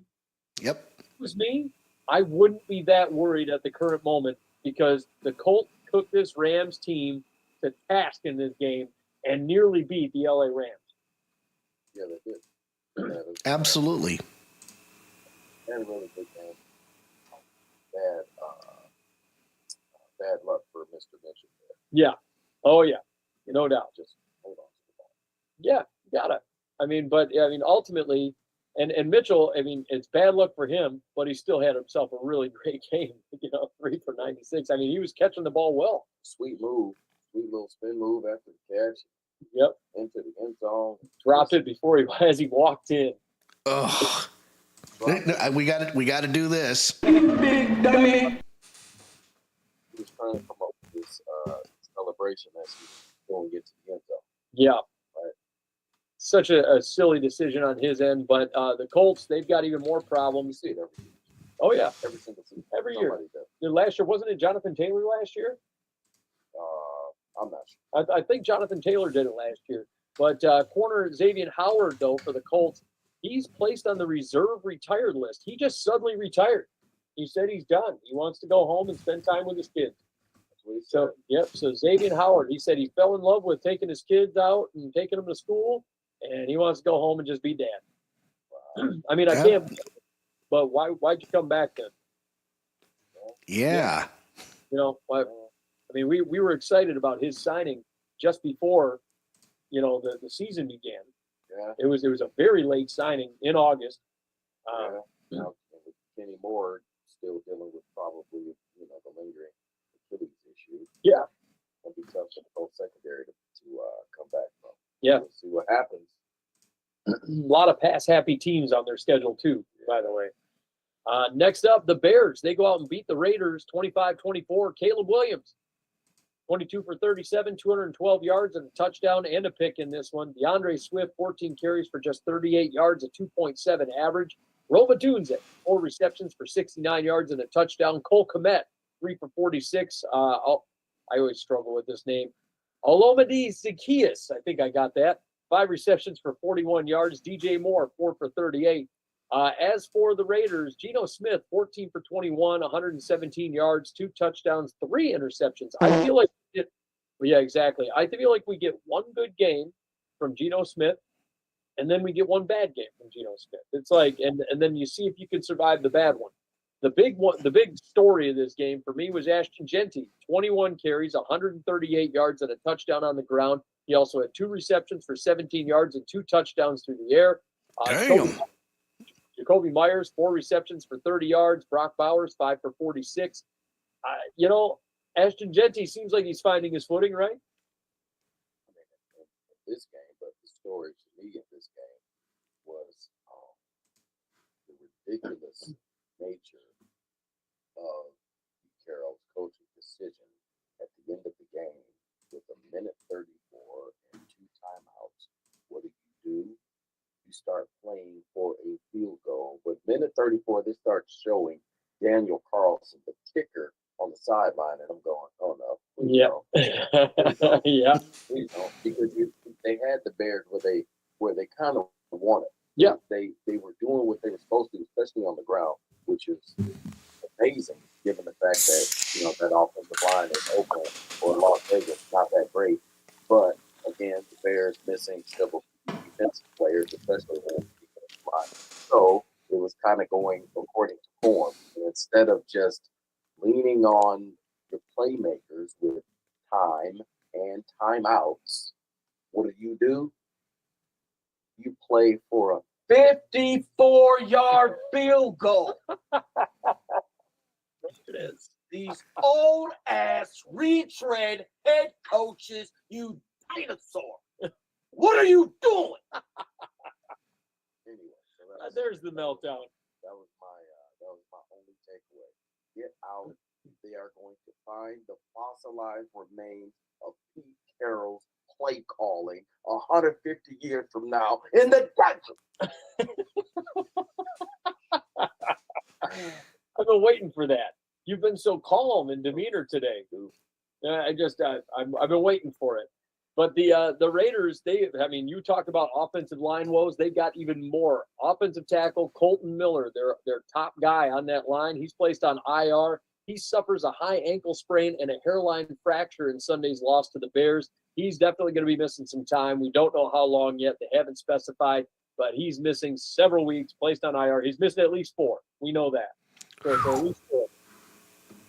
Yeah, that's going to be very entertaining. But the Bears, they pulled this one out, 25-24. They escaped. Raiders beat themselves. Yeah, the Bears just escaped. They escaped. They owe the Raiders a thank you card. Next up, the Kansas City Chiefs. Boots, you called this one dominated. The Baltimore Ravens, 37-20. There's the Chiefs that we've known for so long. First of all, the Chiefs, Patrick Mahomes, 25 for 37, 270 yards, 4 touchdowns on the day. Xavier Worthy got going in this game, 5 receptions for 83 yards, and then showed how much of a gadget player he is. Those 2 carries for 38 yards. Isaiah Pacheco, 7 carries for 35 yards. Kareem Hunt, 13 for 34. Rashard Smith, just 4 carries for 9 yards, but they're saying Rashard Smith could take on a far more impactful role in this backfield in the games moving forward. So we'll see how that works out. Travis Kelce, 5 receptions for 48 yards. Hollywood Brown had 3 for 38 and a touchdown. Juju Smith-Schuster, 4 for 36 and a touchdown. Tyquan Thornton, 1 for 11 and a touchdown. And Isaiah Pacheco had 2 receptions for 13 yards and a touchdown. So Patrick Mahomes spreading the ball out, doing what they got to do on the offensive side of the ball. You got to love it. Meanwhile, for the Ravens, Lamar Jackson, 14 for 20, 147 yards, a touchdown, and a pick. He gets hurt in this game. Cooper Rush comes in, goes 9 for 13 for 52 yards. Justice Hill, 3 carries for 76 yards and a touchdown. Derrick Henry with just 8 carries for 42 yards. Lamar Jackson carried the ball 6 times for 48 yards. And then Zay Flowers, 7 for 74. He's looked like every bit, by the way, of a number 1 receiver this year. This is like last year was good. This year, he's turning out to be quietly great, and not a lot of people have noticed. Justice Hill, 5 receptions for 41 yards and a touchdown. Mark Andrews, 7 for 30. Rashad Bateman, 1 for 24. The Ravens, they got all kinds of problems. All kinds of problems. Lamar Jackson, I said he went out. He sat out of practice this week. So far, he has not returned to practice due to a hamstring injury he suffered in this game. It's sounding like we're not going to get a whole lot of Lamar Jackson. It sounds like we're going to get a whole lot of Cooper Rush in the coming weeks here. So, yay. get ready for that. Also, defensive tackle Nnamdi Madubuike, he's been ruled out for the season due to a neck injury. So we didn't see him in that last game. It wasn't really, Madubuike, we were like, oh, is he going to be around? Is he going to be, it's just you're out for the year thing. He's done. Oh boy. If you are a fan of the Baltimore Ravens, you only got 2 words going through your head. Oh no! Exactly. Next up, the Packers and the Cowboys put lipstick on a pig and have a tie. The Cowboys, Dak Prescott, 31 for 43, 31 for 40, 319, 3 touchdowns on the day. Javonte Williams, 20 carries for 85 yards and a touchdown. George Pickens fills in well for CeeDee Lamb, 8 receptions, 134 yards, 2 touchdowns on the day. Jalen Tolbert, 4 for 61. Jake Ferguson, 7 for 40 and a touchdown. Meanwhile, for the Packers, Jordan Love, 31 for 43, 337, 3 touchdowns. They both had themselves great games. Josh Jacobs, 22 carries for 86 yards. He had 2 touchdowns on the day. Jacobs also had 4 receptions for 71 yards. Romeo Doubs, 6 receptions, 58 yards, 3 touchdowns in this one. With that giant dinosaur head of a helmet he has. Oh, yeah. Matthew Golden, 5 receptions for 58 yards, and he got popped on one of them. Also, Tucker Kraft, 5 for 56 yards, and Emmanuel Wilson, 3 for 37. This was a wild game. I expected a lot more defensively than what we got, and each team only allowed 1 sack. I was a little disappointed to see that Micah Parsons didn't get to Dak as much as he claimed he was going to try to. He did get to him once, but I called at least 5 because we thought that the Cowboys' offensive line was just, a paper shredder, but apparently not. Yeah, it's bad, but the Cowboys' offensive line got exponentially worse. Guard Tyler Smith, he has not practiced due to a knee injury that he suffered 2 weeks ago, so he is still not on the field currently. Uh-oh. So, yeah, that's concerning. But we're going to see what happens. But this one, it results in the first tie that we've had in a while. Yeah, so just get rid of the tie. Yeah, get rid of the tie. They don't have ties in college. I would suggest that the whole Michael Parsons coming back to Dallas was a lot of angle and storyline. He's on a different team now. So what? I don't need to see Jerry Jones talk about it. He's already talked about it enough. Yeah, Jerry Jones has rambled. We don't need to see, to hear about it. But it's entertainment. It's a sideline. It's a storyline that they're trying to go with. Anyway, the biggest play that Mike Parsons made was in overtime when he technically sacked Dak. Because Dak Prescott it looked pretty much like that was a done deal touchdown run for Dak in overtime. It would have, that was going to be it. But Micah did make a big play, brought down Dak from behind. They had a settle for a field goal. Yeah. Next up, let's talk about the Dolphins beating the Jets. And real quick, hold on. No, go ahead. Real quick. Talk about Xavier Worthy for the Chiefs being a gadget player. You hate it so much. I do, because look at what happened. The minute he stepped back on the field, Xavier Worthy, what happened with that offense? Oh, it exploded. It took him. Yeah, it exploded. He stretched the field out. He stretched the defense out. Yeah, he's got the speed. See, being a gadget player isn't always a bad thing. He can be a gadget player. He's an offensive weapon, as Jimmy Graham calls himself. Right. Next up, let's talk about the Dolphins beating the Jets 27-21. Justin Fields, man, he did everything he could to will this game into the Jets' W column. I mean, Tua Tagovailoa, 17 for 25, 177 yards, 2 touchdowns on the day. Devin Achane, he had 20 carries for 99 yards and a touchdown. Tyreek Hill, 6 receptions for 67 yards before he went down with a horrific gruesome leg injury. Man, it's including but not limited to an ACL. He's placed on season-ending IR. The Dolphins, in turn, have signed Cedric Wilson off of the Saints practice squad. We'll see what happens, but this is huge for the Dolphins here. It's looking like Jalen Waddle's going to be wide receiver 1 moving forward. Darren Waller also gets on the field, 3 for 27, gets 2 touchdowns. Old man Darren Waller, we didn't see that one coming. Yep. Justin Fields, 20 for 27, 226 yards and a touchdown. Breece Hall, 14 carries for 81 yards. Justin Fields also had 7 for 81 and a touchdown. Beautiful 47 yards. Oh, the big scamper. And he faked out a defender on that one too. Garrett Wilson, 6 receptions, 82 yards and a touchdown. He's setting a really good pace so far this year. Beautiful touchdown grab at the end of the game. Yes. To almost put away. Beautiful catch. Yeah. Beautiful catch. And also, a guy that we loved, or that I was really in love with in the offseason, Mason Taylor, 5 receptions, 65 yards. He's coming alive. Legacy list player. He's coming alive here, and he looked good at the combine. He looks good here. 5 receptions, 65 yards. Love to see it. Also, Breece Hall, 5 receptions for 30 yards as well. This is a tough loss for the Jets here.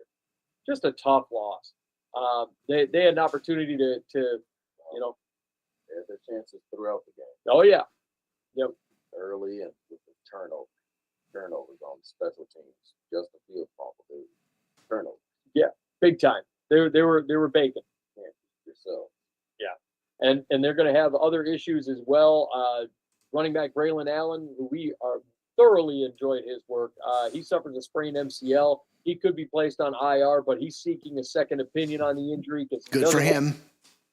Aaron Glenn, he says he's hopeful that defensive end Jermaine Johnson II will return this upcoming week after missing the last 2 games due to that ankle injury he suffered earlier in the year. So we might see Jermaine Johnson this week. And also corner Michael Carter II, he remains in concussion protocol. He likely will miss week 5. Uh-oh. Dealing with all kinds of injuries right now to key players. But, if Breece Hall goes down, I don't even know who their 3rd running back is on that team. Do you?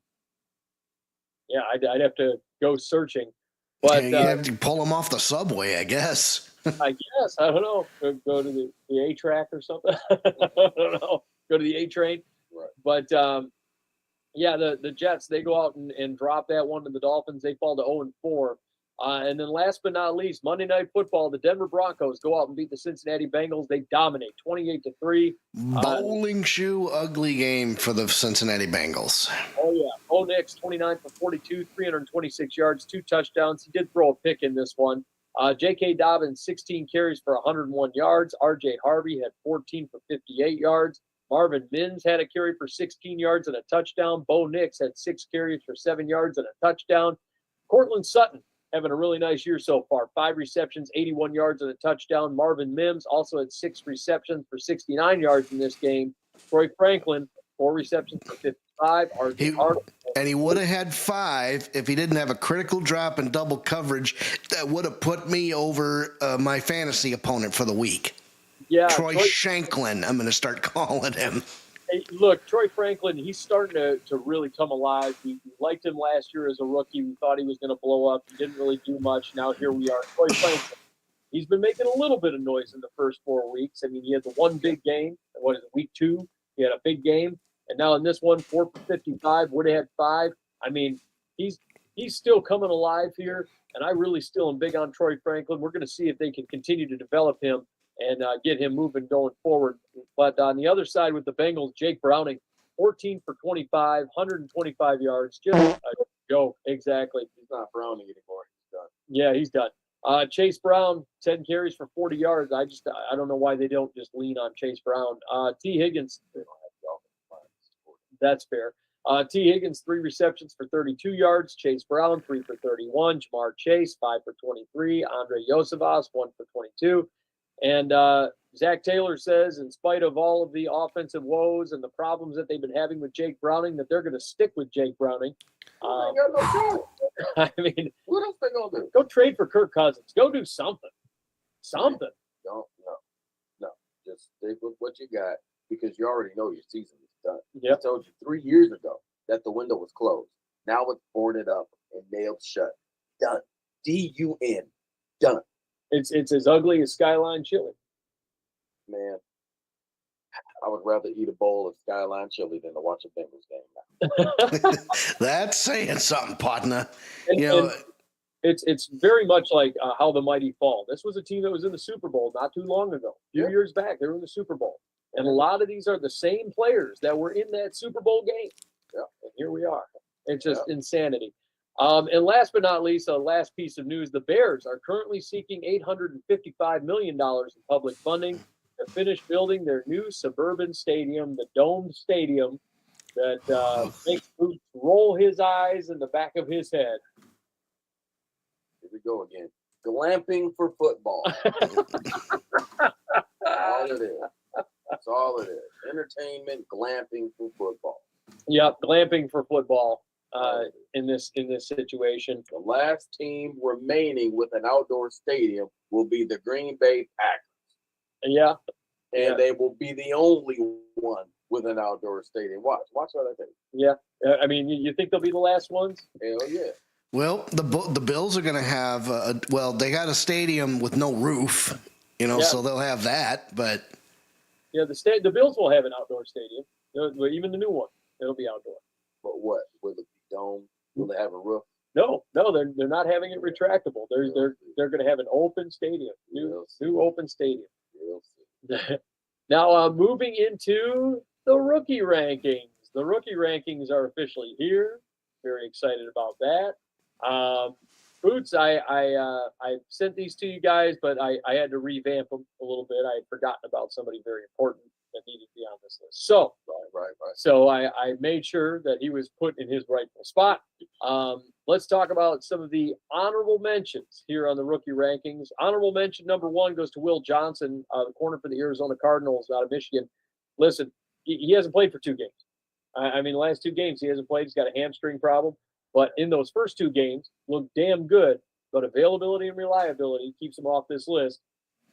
We'll see what happens. I don't know if he's going to play in week 5, but we'll see. Another honorable mention, Lathan Ransom out of Carolina, out of Ohio State. He's the safety, having a hell of a year so far. Narrowly misses the list. The number 1 honorable mention is Jack Sawyer, the edge rusher out of the Pittsburgh Steelers from Ohio State. Sawyer's having a hell of a year. He got bumped by the guy that I made sure got on this list in his rightful spot. But Jack Sawyer, still having a very good year. Right now, Jack Sawyer is leading all rookie edge rushers in pressure rate right now. So he is doing his job. Steeler through. Oh, yeah, no doubt. Number 10, though, a guy we loved. We were big on him in the offseason. It's Tyler Warren, the tight end. TE1. Yep. Indianapolis Colts out of Penn State. Listen, Tyler Warren, man, having himself a hell of a year. 69.8 PFF grade, 69.3 receiving grade, 63.7 rushing grade. Currently ranks first among all tight ends league-wide in yardage with 263 yards, but he has yet to get into the end zone. He's had a slight issue with drops. He's got 2 in his first 4 games, but on the flip side, His 19 receptions also ranks him 5th among 33 qualified tight ends, and he's 2nd among all tight ends in yards after the catch per reception with 7.9. This is the tight end we expected. This is what we expected out of Tyler Warren. I didn't expect this if Anthony Richardson was on the field. I expect it with Daniel Jones on the field with what we've seen out of Daniel Jones in the first 4 weeks. And Daniel Jones. And to be fair, I didn't expect this because we didn't expect Daniel Jones to be this good, coming into Indianapolis. This is an average of 65 yards a game, 66 yards a game. Yep. And that is incredibly impressive. And he's only through 4 games, he's already eclipsed 250 yards. And unless my math deceives me, if you want to get to 1,000 over 17 games, you gotta average at least 60 yards. This dude is on pace to make 1,000 yards. Yeah, and the last tight end to do that was none other than Brock Bowers last year with the last rookie tight end to do that. So he's on the same track, a very similar track. We were big on Tyler Warren. Boots, you loved him. He was your tight end 1, A-list All-Star. He's our top guy. I had 98 State. That's my bootleg. No, he was my A-list All-Star rather, my top tight end. But Tyler Warren, we love what he's doing. Number 9 goes to Jonas Sanker, the safety from the New Orleans Saints out of Virginia. He's got a 77.3 PFF grade, 56 run defense grade, 79.1 coverage grade. He's currently lower on the list in spite of high pass coverage grades because he currently has the 3rd highest rate of missed tackles. He had 5 missed tackles in the last game. Through the first 4 weeks, he's missed 6. It's caused his run defense grade to just tumble. Pass coverage grades, however, he leads all rookies, and he has only 1 catch on 3 targets for 5 yards allowed this season so far. Does Jordan Sanker? Surprising to see. We always get a few surprises on this list. He's very good at it. Yeah, he was, but it's surprising, especially being on that Saints defense. It's because it's the Saints. it's the Saints. Right. But he's playing extremely well. A guy we talked about a little bit earlier, number 8, Cam Scatterbo, the running back for the New York Giants. 83.7 PFF grade, 79 receiving, 82.3 rushing.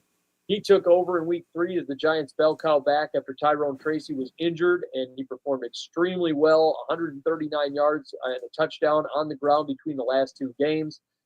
He's also caught 12 of 15 passes on it that have come his way for 98 yards, and he's got 4 first downs on those too. Brings his total yards from scrimmage to 279 yards. Currently, he's the NFL's top-rated rookie running back through the first 4 weeks. No surprise there. He's been outstanding for the Giants. I think he's, at number 8 is about right for him. As long as we keep seeing this trend, this longevity, he's just going to fly up this list, right? Yeah. And absolutely, he kind of reminds me of Mark Briscoe from the Briscoe brothers in Ring of Honor. He kind of has that dog in him. And we need a lot more dogs. We get a lot of dogs on the rookie list here, but Cam Scatterbo. You say the longevity is going to be critical here, but I think the problem there is, he's a bruiser. I could easily see him, trying to do something to make a play and severely hurting himself. Yeah. Or getting himself sent to concussion protocol. So that's, if you had any reason to be concerned about Cam Scatterbo's play, that would be it. But you do want this guy, in the trenches, head down, ready to lead with the shoulder and just, lower the boom. You need a running back like this, a mean, nasty running back, to not only pass block and all that, but also, run the rock when needed. Yeah, Boots, you talked a lot about Cam Scatterbo. He's not really he's a downhill contact runner. He is not a speedster by any stretch of the imagination. He's got a well-developed very much. I mentioned Mike Allstott earlier. Also, another guy, maybe Peyton Hillis would be a good comp. Maybe with just a younger Peyton Hillis with a little more longevity. Moving into number 7, a guy that we really liked coming out. Boots, you were big on this guy, Armand Membu, the offensive tackle for the New York Jets out of Missouri. He's a top 10 pick this last year, 76.6 PFF grade, 68.8 pass blocking grade, 79 run blocking grade. Currently, he's ranked 12th among all offensive tackles league-wide per Pro Football Focus. He's tied for first among rookies at the position in pass blocking, and he's ranked second among rookies with just a 5.8% pressure rate. Membu has been actually really great for this New York Jets team, keeping Justin Fields upright. He's playing on the blind side right now, and he's done an incredible job for the New York Jets, has he not? Yeah, but what I like is his ability to run block. And given the propensity for Aaron Glenn to run the ball, given his mindset as a head coach, defensive-minded head coach, with the dual threat quarterback, with Brees Hall with the run game, I think that's going to be premium for what the Jets want to do. Oh, for sure. Number 6, let's talk about him. This is the guy I forgot off the list, embarrassingly forgot off the list, but made sure I got him on there. Emeka Egbuka, the wide receiver from the Tampa Bay Bucks out of Ohio State.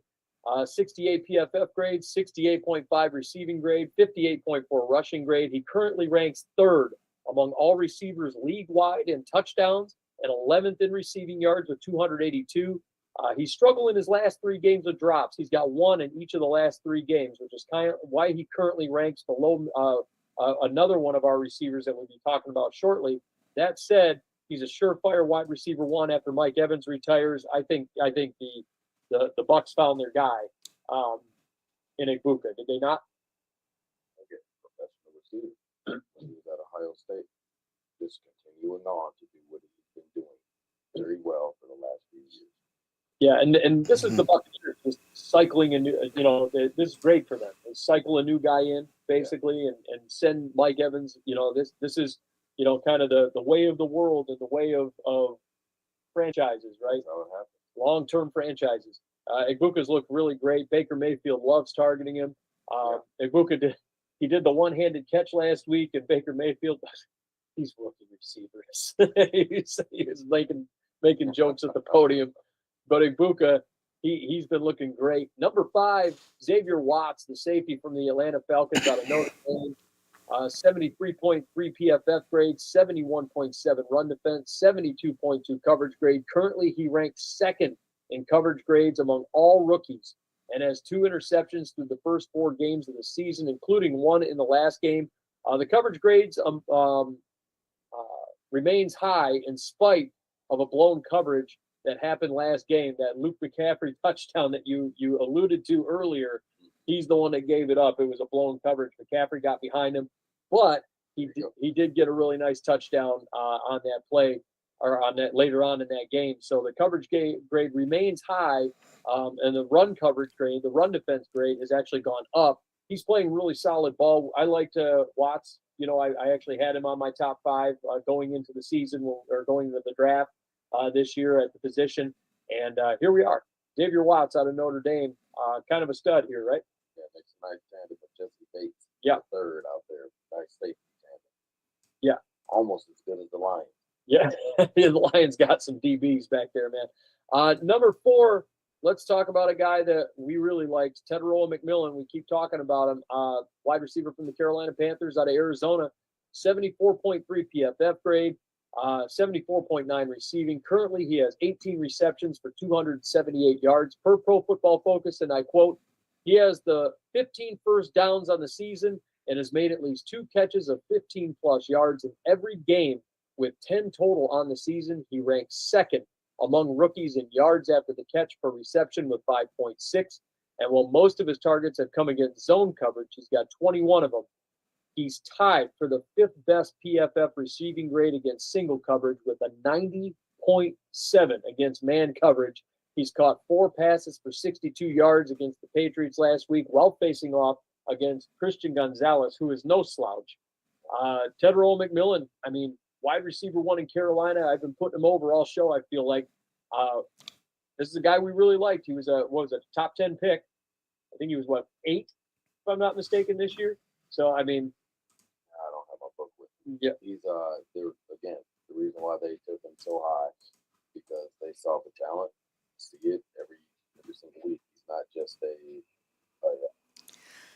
test to catch guy, catch and run after catch guy. Yep. What's interesting about Tedrow McMillan to me right now is that he's got all these nice catches, these big catches, these 10+ yards and whatever the case may be, but he hasn't been used really as a red zone threat much at all. I mean, that was kind of what everybody was alluding to. Oh, his big bodied guy, big physical guy in the red zone, in the end zone. He's going to, and here we are. He has no touchdowns on the year yet. We're waiting for the big touchdown. But, in the red zone, that's where I was kind of thinking they would give him one. He hasn't gotten one yet. Right. So, yep. And Tedrow McMillan was pick number 8 in this year's draft. Yep. So, I mean, being pick number 8, I mean, he's lived up to the expectations, I would say, as of right now. Yep. Number 3, a guy we really liked. He was in our linebacker rankings for going into the draft. A guy that we were big on. Carson Schlesinger, the linebacker from the Cleveland Browns out of UCLA, an 84.1 PFF grade, 65.7 pass rush, a 78.5 run defense grade, a 76.5 coverage grade. Currently, he's leading all rookie linebackers in run defense grade, and he's top 15 league-wide in run stops with 8 of them per Pro Football Focus. He only has allowed 6 catches for 33 yards. He's trailing only Jihad Campbell. He's finished with a 78.3 grade against Detroit and was only targeted once against Detroit when he was in coverage, and he gave up that catch. It was 1 catch for 8 yards in the fourth quarter, which kind of shows how good of a coverage linebacker he is, that Detroit only went his way 1 time in that game. Schlesinger's good. He's good off the edge. Reminds me a lot of Andrew Van Ginkel, the way he plays. A lot of the way his game is, he reminds me of Van Ginkel a lot, doesn't he? Of course. You'd say. Hey, listen, I mean, he's an outside linebacker. He's good in coverage. He can come off the edge. He's kind of a do-it-all kind of outside linebacker. I mean, if I had to compare him to any linebacker at this point, I mean, wouldn't that be kind of a good comp? Hey, that's another good one. Yeah, that's another good one. But Carson Schlesinger. Yeah, very good. Yeah, good player coming off the edge, good outside linebacker. Number 2, this is a guy we were also big on. I think he might have been the number 1 linebacker I had on my list. I'd have to go back and look. But Jihad Campbell, we just mentioned him, off the Philadelphia Eagles, out of Alabama, the 83.4 PFF grade, 69.6 pass rush, 69.3 run defense, 86.2 coverage grade. He has allowed catches on all 5 of his targets that came his way so far this season, including a 72-yard touchdown to Bucky Irving last game. He was in coverage on that one. But he made up for it with his first career interception in last week's game versus the Bucs. Currently, he's sitting as the 9th graded linebacker league-wide per Pro Football Focus, and I quote, he places 3rd at the position in PFF tackling grade with an 86.7, having recorded 21 total tackles with 4 stops. He's tied for the 5th best pass rush win rate with a 22.2% pass rush win rate, which is nuts, and owns a 14.8 pressure rate. He also ranks 3rd in PFF coverage grades with an 86.2, with only 11 yards surrendered across 4 targets prior to Week 4's matchup with Tampa Bay. So, I mean, like, you take away the 72-yard reception by Bucky Irving, and this guy's only given up 11 yards passing in those coverage downs. Yeah, that's what was said about his game. Copel said that he's a better pass defender than people give him credit for. Yeah. Because normally you think of, Alabama linebackers, big, strong, physical, in the hole, run stoppers, but breaks that moment. Yeah. And a lot of times when it comes to Jihad Campbell, the delayed blitzes, that's one thing that I really like about him is he's got delayed blitzes where they back him up and he'll wait a minute and kind of let the play transpire and then attack the quarterback. I like when he does that. I've seen that on tape a couple of times throughout this last season and when he was in college. Big Fangio needs him for that defense. Oh, yeah. He's a necessity. But number 1, interestingly enough, this guy popped up, and I had to go. I was like, who? And then I had to go watch tape. And then I went and watched and went, oh, okay. Jacob Parrish, the corner from the Tampa Bay Bucks out of Kansas State right now, is just killing it.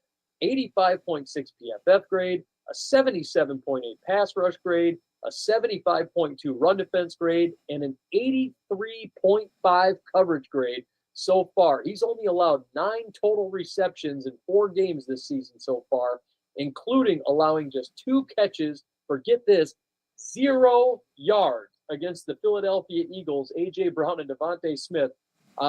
He's also had 5 quarterback pressures and a sack on the season. He's got a 71.9 man coverage grade per Pro Football Focus and has only allowed 1 catch in man coverage, which went for negative yards, while also ranking 10th in zone coverage. He's got an 82.9 coverage grade in zone. I mean, this guy, he's having a year. And he sticks to these receivers like glue. He fits this Bucs scheme, this system. He's playing extremely well. This one was one of those ones so far that's really come out of left field. Kansas State has been known, especially the Bill Snyder era and beyond, to be really good players just overall, the defense especially. Yeah, and Jacob Parrish, I mean, he's no exception. I was so impressed watching him. Because I like I said, I'm looking and I'm like, Jacob Parrish, really? And then I was like, I'm gonna go have a look, and it just, I mean, it was mind blowing to watch how he's playing ball right now, just wild. But those are the current rookie rankings. Boots, any input? No. They look good. Yeah. I think so far we're nailed it. But those are our rookie rankings for week 4. We're gonna go ahead. Oh, here's what we're gonna do this week. I'm gonna go ahead and What are we gonna do? I'm gonna take a pass on the NFL 100 because you don't have the old man notebook. So you don't have the old man notebook. I want you to be able to have that available the old notebook. I almost snuck that. Yeah, I tried. But we are going to jump into our predictions. So we'll spoilers. So next week we'll jump back into the NFL 100 stuff, just so we'll do a double dip on it. But right now we're going to jump into our predictions to round out the show. So far, as it currently stands, Boots, man, you had a week. Good week. Yeah, bro, you only missed 3. You only missed 3, and you're right back on my tail. You got within 4 games of me, which is crazy. Considering going into the week, you were like 12 down. Well, so now you're within 4. So I mean, I'm like, all right. Hey, it's going to be if you keep on this pace, it's going to be a long one for me. You're going to be winning by 100. Alex, you dipped down to 3rd place, 30. So I'm at 43, 20, and 1. We did have the tie, so we put the 1 on there. Yeah. Boots, you're at 39, 24, and 1. Alex, you're at 36, 27, and 1. So there's that. But let's jump into these predictions. Alex, are you ready? Let's go. All right, here are our predictions for Week 5 in the NFL, starting out with the 49ers and the Rams. I've selected the Rams in this one for the Thursday night football game. Boots? Alex did as well, but Yeah. Usually I go second with the picks. I went with the Rams as well. Yeah. Next up, Vikings and the Browns. Look, I do not trust this Vikings team right now. Give me the Browns. You know, I'm going to go with the Cleveland Browns as well, but do not count. Listen, somehow Dylan Gabriel is probably going to be the weak spot in this Browns team because they don't really have an offense. Unless somebody pulls their head out of their rear end and puts Shedeur Sanders in, which don't count your chickens, kids. But I'm going to go with the Cleveland Browns, but it's going to be closer than you expect. Yep. Boots? Yeah, they're definitely. Oh, there you go. I don't blame you for taking the Vikings. It's the offensive line versus Myles Garrett with all those injuries on that line. I can't trust it at this point. Watching Carson Wentz get the hell beat out of him, Understandable. It's too much. Next up, the Cowboys and the Jets. The Jets have been looking rough. The Cowboys seems like they seem like they found their footing here in a way. I mean, 40 points against the Packers defense has been pretty freaking good through the first few weeks. Give me the Cowboys. Not so fast, my friend. And here's why. It's the Jets' better defense at home. And even though, the Jets' defense isn't the Jets' defense of old, but you still have Sauce out there. And, something tells me that, Aaron Glenn's going to get in there. And I mean, they're 0-4 by the hair of the chili chin chin. They don't want to lose another one. They can't lose another one. Oops.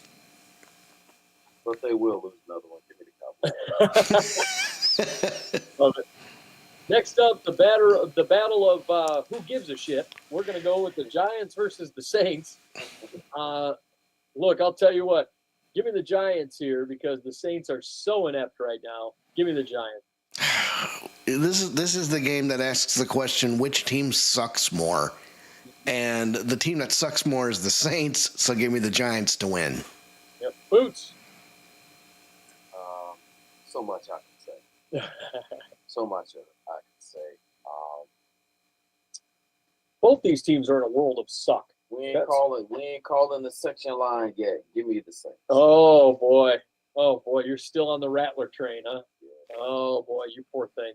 Next up, the Raiders and the Colts. Look, I think the Raiders they're going to get a good game out of their team, but this Colts team is they're too good.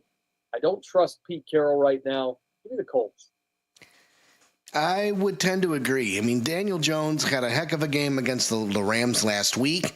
And Tyler Warren is tight end 1. He's probably going to be one of the top targets this week. And Jonathan Taylor is a bowling ball. Give me the Colts. Boots. Yeah, let's go with the Colts. Yeah, Raiders burned you last week. Those old-ass retread coaches. You're so tired of Pete Carroll, aren't you? Just trying to poke the bear. Next up, the Dolphins and the Panthers.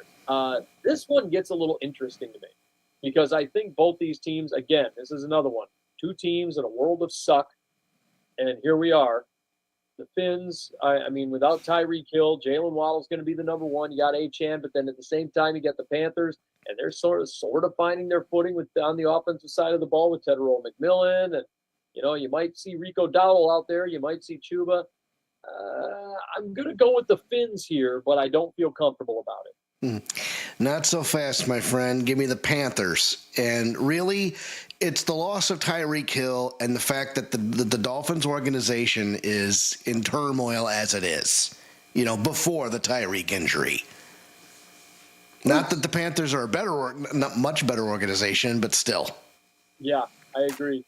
Boots. Carolina. Yeah, I expected you to take the Panthers. I had a feeling. Next up, Broncos and Eagles. Broncos are good, but I don't think that they're better than the Eagles. Give me the Eagles. I'm going to take the Eagles as well, but not for the reason you would expect. Here's the deal. The Eagles are starting to look like last year's Chiefs, getting by the skin of their hair, by the skin of their teeth. They're not going out and housing teams. They're beating teams.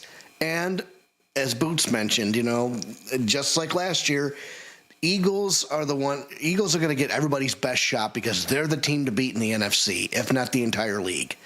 Let's hope that Bo Nix and company have stuff planned. But at the end of the day, the Eagles just have too much. Boots. Yeah, I agree. Philadelphia. Yeah.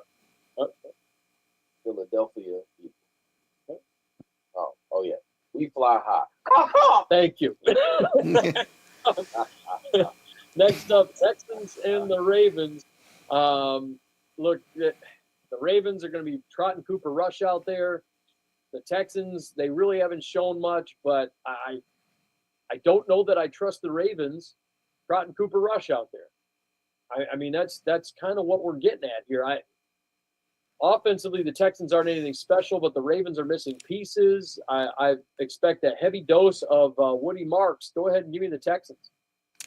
You know, if there is any football game that the Baltimore Ravens need to win to get their swagger back or try to get their swagger back, it's this one.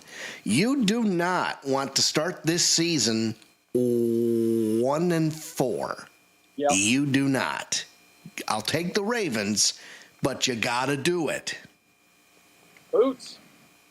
Yeah, it feels big. It feels kind of gross, but watching the Ravens downfall, it doesn't feel good. But hey, it is what it is. It's the NFL. Give me Houston. Yeah, I'm with you there. I think that if it doesn't feel right picking against the Ravens like that, but not in that situation. But next up, Titans and Cardinals. This one's a no-brainer. I think the Titans are garbage. I think the Cardinals, they had a hard-fought loss against the Seattle Seahawks. They're going to come out pissed. Expect a big game from Marvin Harrison. Expect a big game from Kyler Murray. Expect a big game from Trey Benson. They are going to eat this Titans team alive. Give me the Cards. Don't forget Trey McBride. Give me the Cardinals. I don't know. Did I say McBride or did I say Benson? You said Benson, but hey, Yeah, I knew. I meant McBride. Yeah, you got the first name right, and they are both on the team. Yeah, but we're all on the Cardinals. Yeah, I think the Cardinals are going to dominate here. Next up, the Bucs and the Seahawks. This will be a fun game. Sam Darnold, we talked about it earlier on, has been stupid efficient. I mean, just crazy efficient as a quarterback this year. It seems like a lot of the stuff from Kevin O'Connell has carried over into this season. Meanwhile, on the other side, the Buccaneers, a lot of come from behind victories.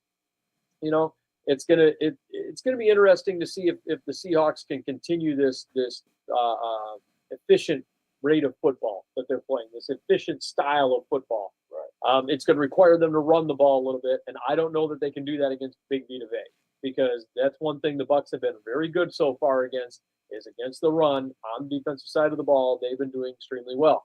I'm going to go ahead and say, give me the Seahawks here. I think this efficient football that we've been seeing out of the Seahawks continues against the Buccaneers. McDonald's onto something over there.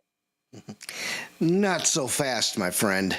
Give me the Buccaneers because they have the better defense, even though they're on the road. And, and Baker's a stud. Buck Irving's a stud. Expect that Buccaneers defense to be really surprising here. Boots. Yeah, this is kind of where Tampa maybe has a slide. So taking the Seahawks. There you go. I'm with you there. Next up, it's the Lions versus the Bengals in what can best be described as the prison sex game. This is going to be, Boots, you always laugh at these innuendos, and it's hilarious because you're like, Jesus Christ. But this is so the Lions and Dan Campbell are going to look at the Bengals and say, bite the pillow, we're going in dry. And I'm going to go with the Lions. Yeah, it's a no-brainer at this point. Give me Detroit. Boots. Yeah, I don't. The Lions are focused, and the Bengals are false focused. Yeah, no-brainer. Next up, the Commanders and the Chargers. This is kind of an interesting one. The Chargers' defense is good. The Commanders' defense is bad. The Commanders' offense is good. When they get Jaden Daniels back, McLaurin's going to be out in this one, though, as it currently stands. He's still out. And so you're going to be relying on Deebo Samuel. I think I really want to say the Chargers have the edge here. Give me the Chargers at home, even though Chargers at home is still kind of like an away game for them. But still, give me the Chargers at home. I think that they'll pull out the W here. Not so fast, my friend. And it's because of that left tackle position. If Joe Alt can get healthy, that's one thing. But, if the Commanders' defense can get to Justin Herbert's blind side, we'll have a game. I'm going to go with the Commanders for the upset. There you go. Boots. Yeah. I think the Chargers have the edge. Next up, Patriots and Bills. Patriots, they shellacked the Panthers last week. It's not going to be the same thing this week. They're in Buffalo. Give me the Bills. I'm going to take the Bills as well, but heed my words, kids.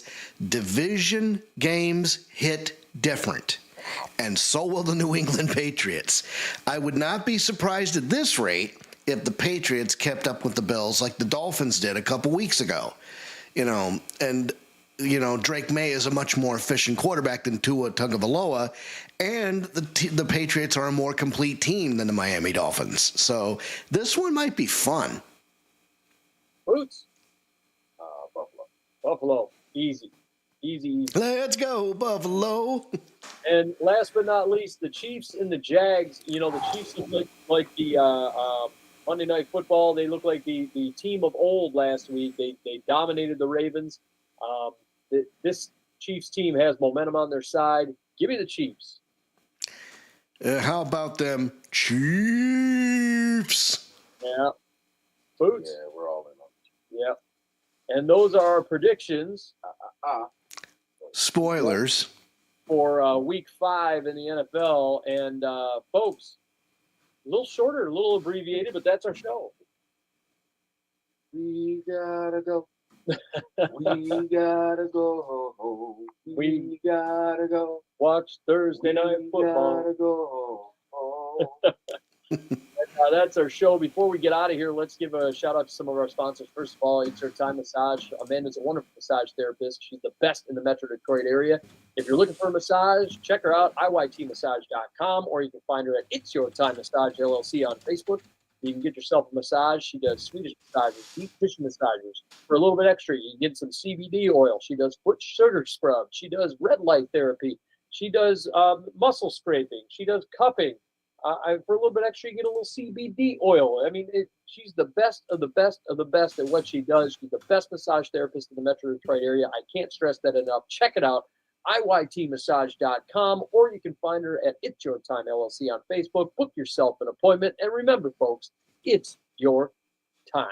Also, let's go ahead and talk about Face Kicked Apparel. Sean Stockmeyer, his wonderful wife, Lisa, doing amazing work with their custom hats, hoodies, T-shirts, you name it. You pick it, they stick it over there at facekickedapparel.com. And Boots, as per the norm, Get your face kicked in with savings. absolutely. Also, let's go ahead and talk about Patch Miracle Photography. Andrew Langland, his awesome wife Chantel, they're doing great work over there at patchmiraclephotography.com. They are the best photographers in the Metro Detroit area. If you're looking for anything, including wedding photos, What? baby photos, What? first birthday photos, What? engagement photos. What? If you're looking to do a special sexy boudoir shoot for that special someone in your life. All right. Thank you. Check it out, patchmiraclephotography.com. They're awesome at what they do. They made mine and my wife's extra special wedding day even more special. They made me look like a wedding. They made me look like a movie star on my wedding day. Organ free. I wish I had that voice. But they made me look like a movie star. Check them out, patchmiraclephotography.com, or you can find them on Facebook at Patch Miracle Photography LLC. Book yourself an appointment. You will not regret it. They will capture your extra special moments in the best way possible. Check them out, patchmiraclephotography.com. Also, let's go ahead and talk about boots. Let's talk about What about me? Let's talk about books, rather. Oh, I thought we were going to talk about me. I mean, we can talk about you. Well, everybody else does. Might as well talk about a book, but the book I really want to talk about is I Ate Cookies Out of the Trash. Wonderful new book written by Tammy Pruitt. This is a fantastic book full of integrity, wisdom, knowledge, humor. It reads like a conversation, but not a boring one. But you know how to get this book?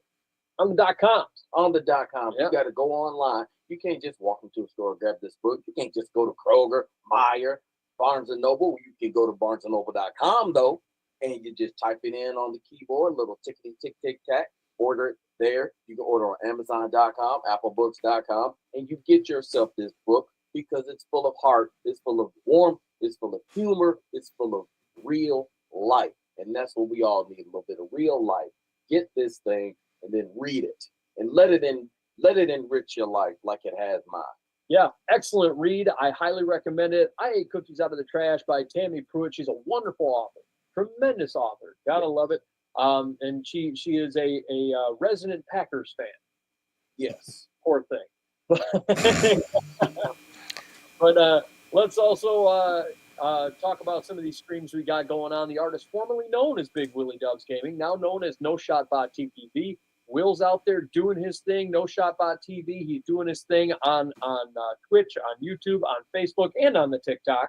The TikTok. There's my old man moment for the day. And listen, his stuff is very entertaining. I highly recommend it. I know, Alex, you're getting ready to go out with the TwitchCon with this man because you're going to be out there talking about your stream over there, Steel Twins Gaming. What do you guys got going on over there? Yep. So Steel Twins Gaming is, running as, it's running on all cylinders.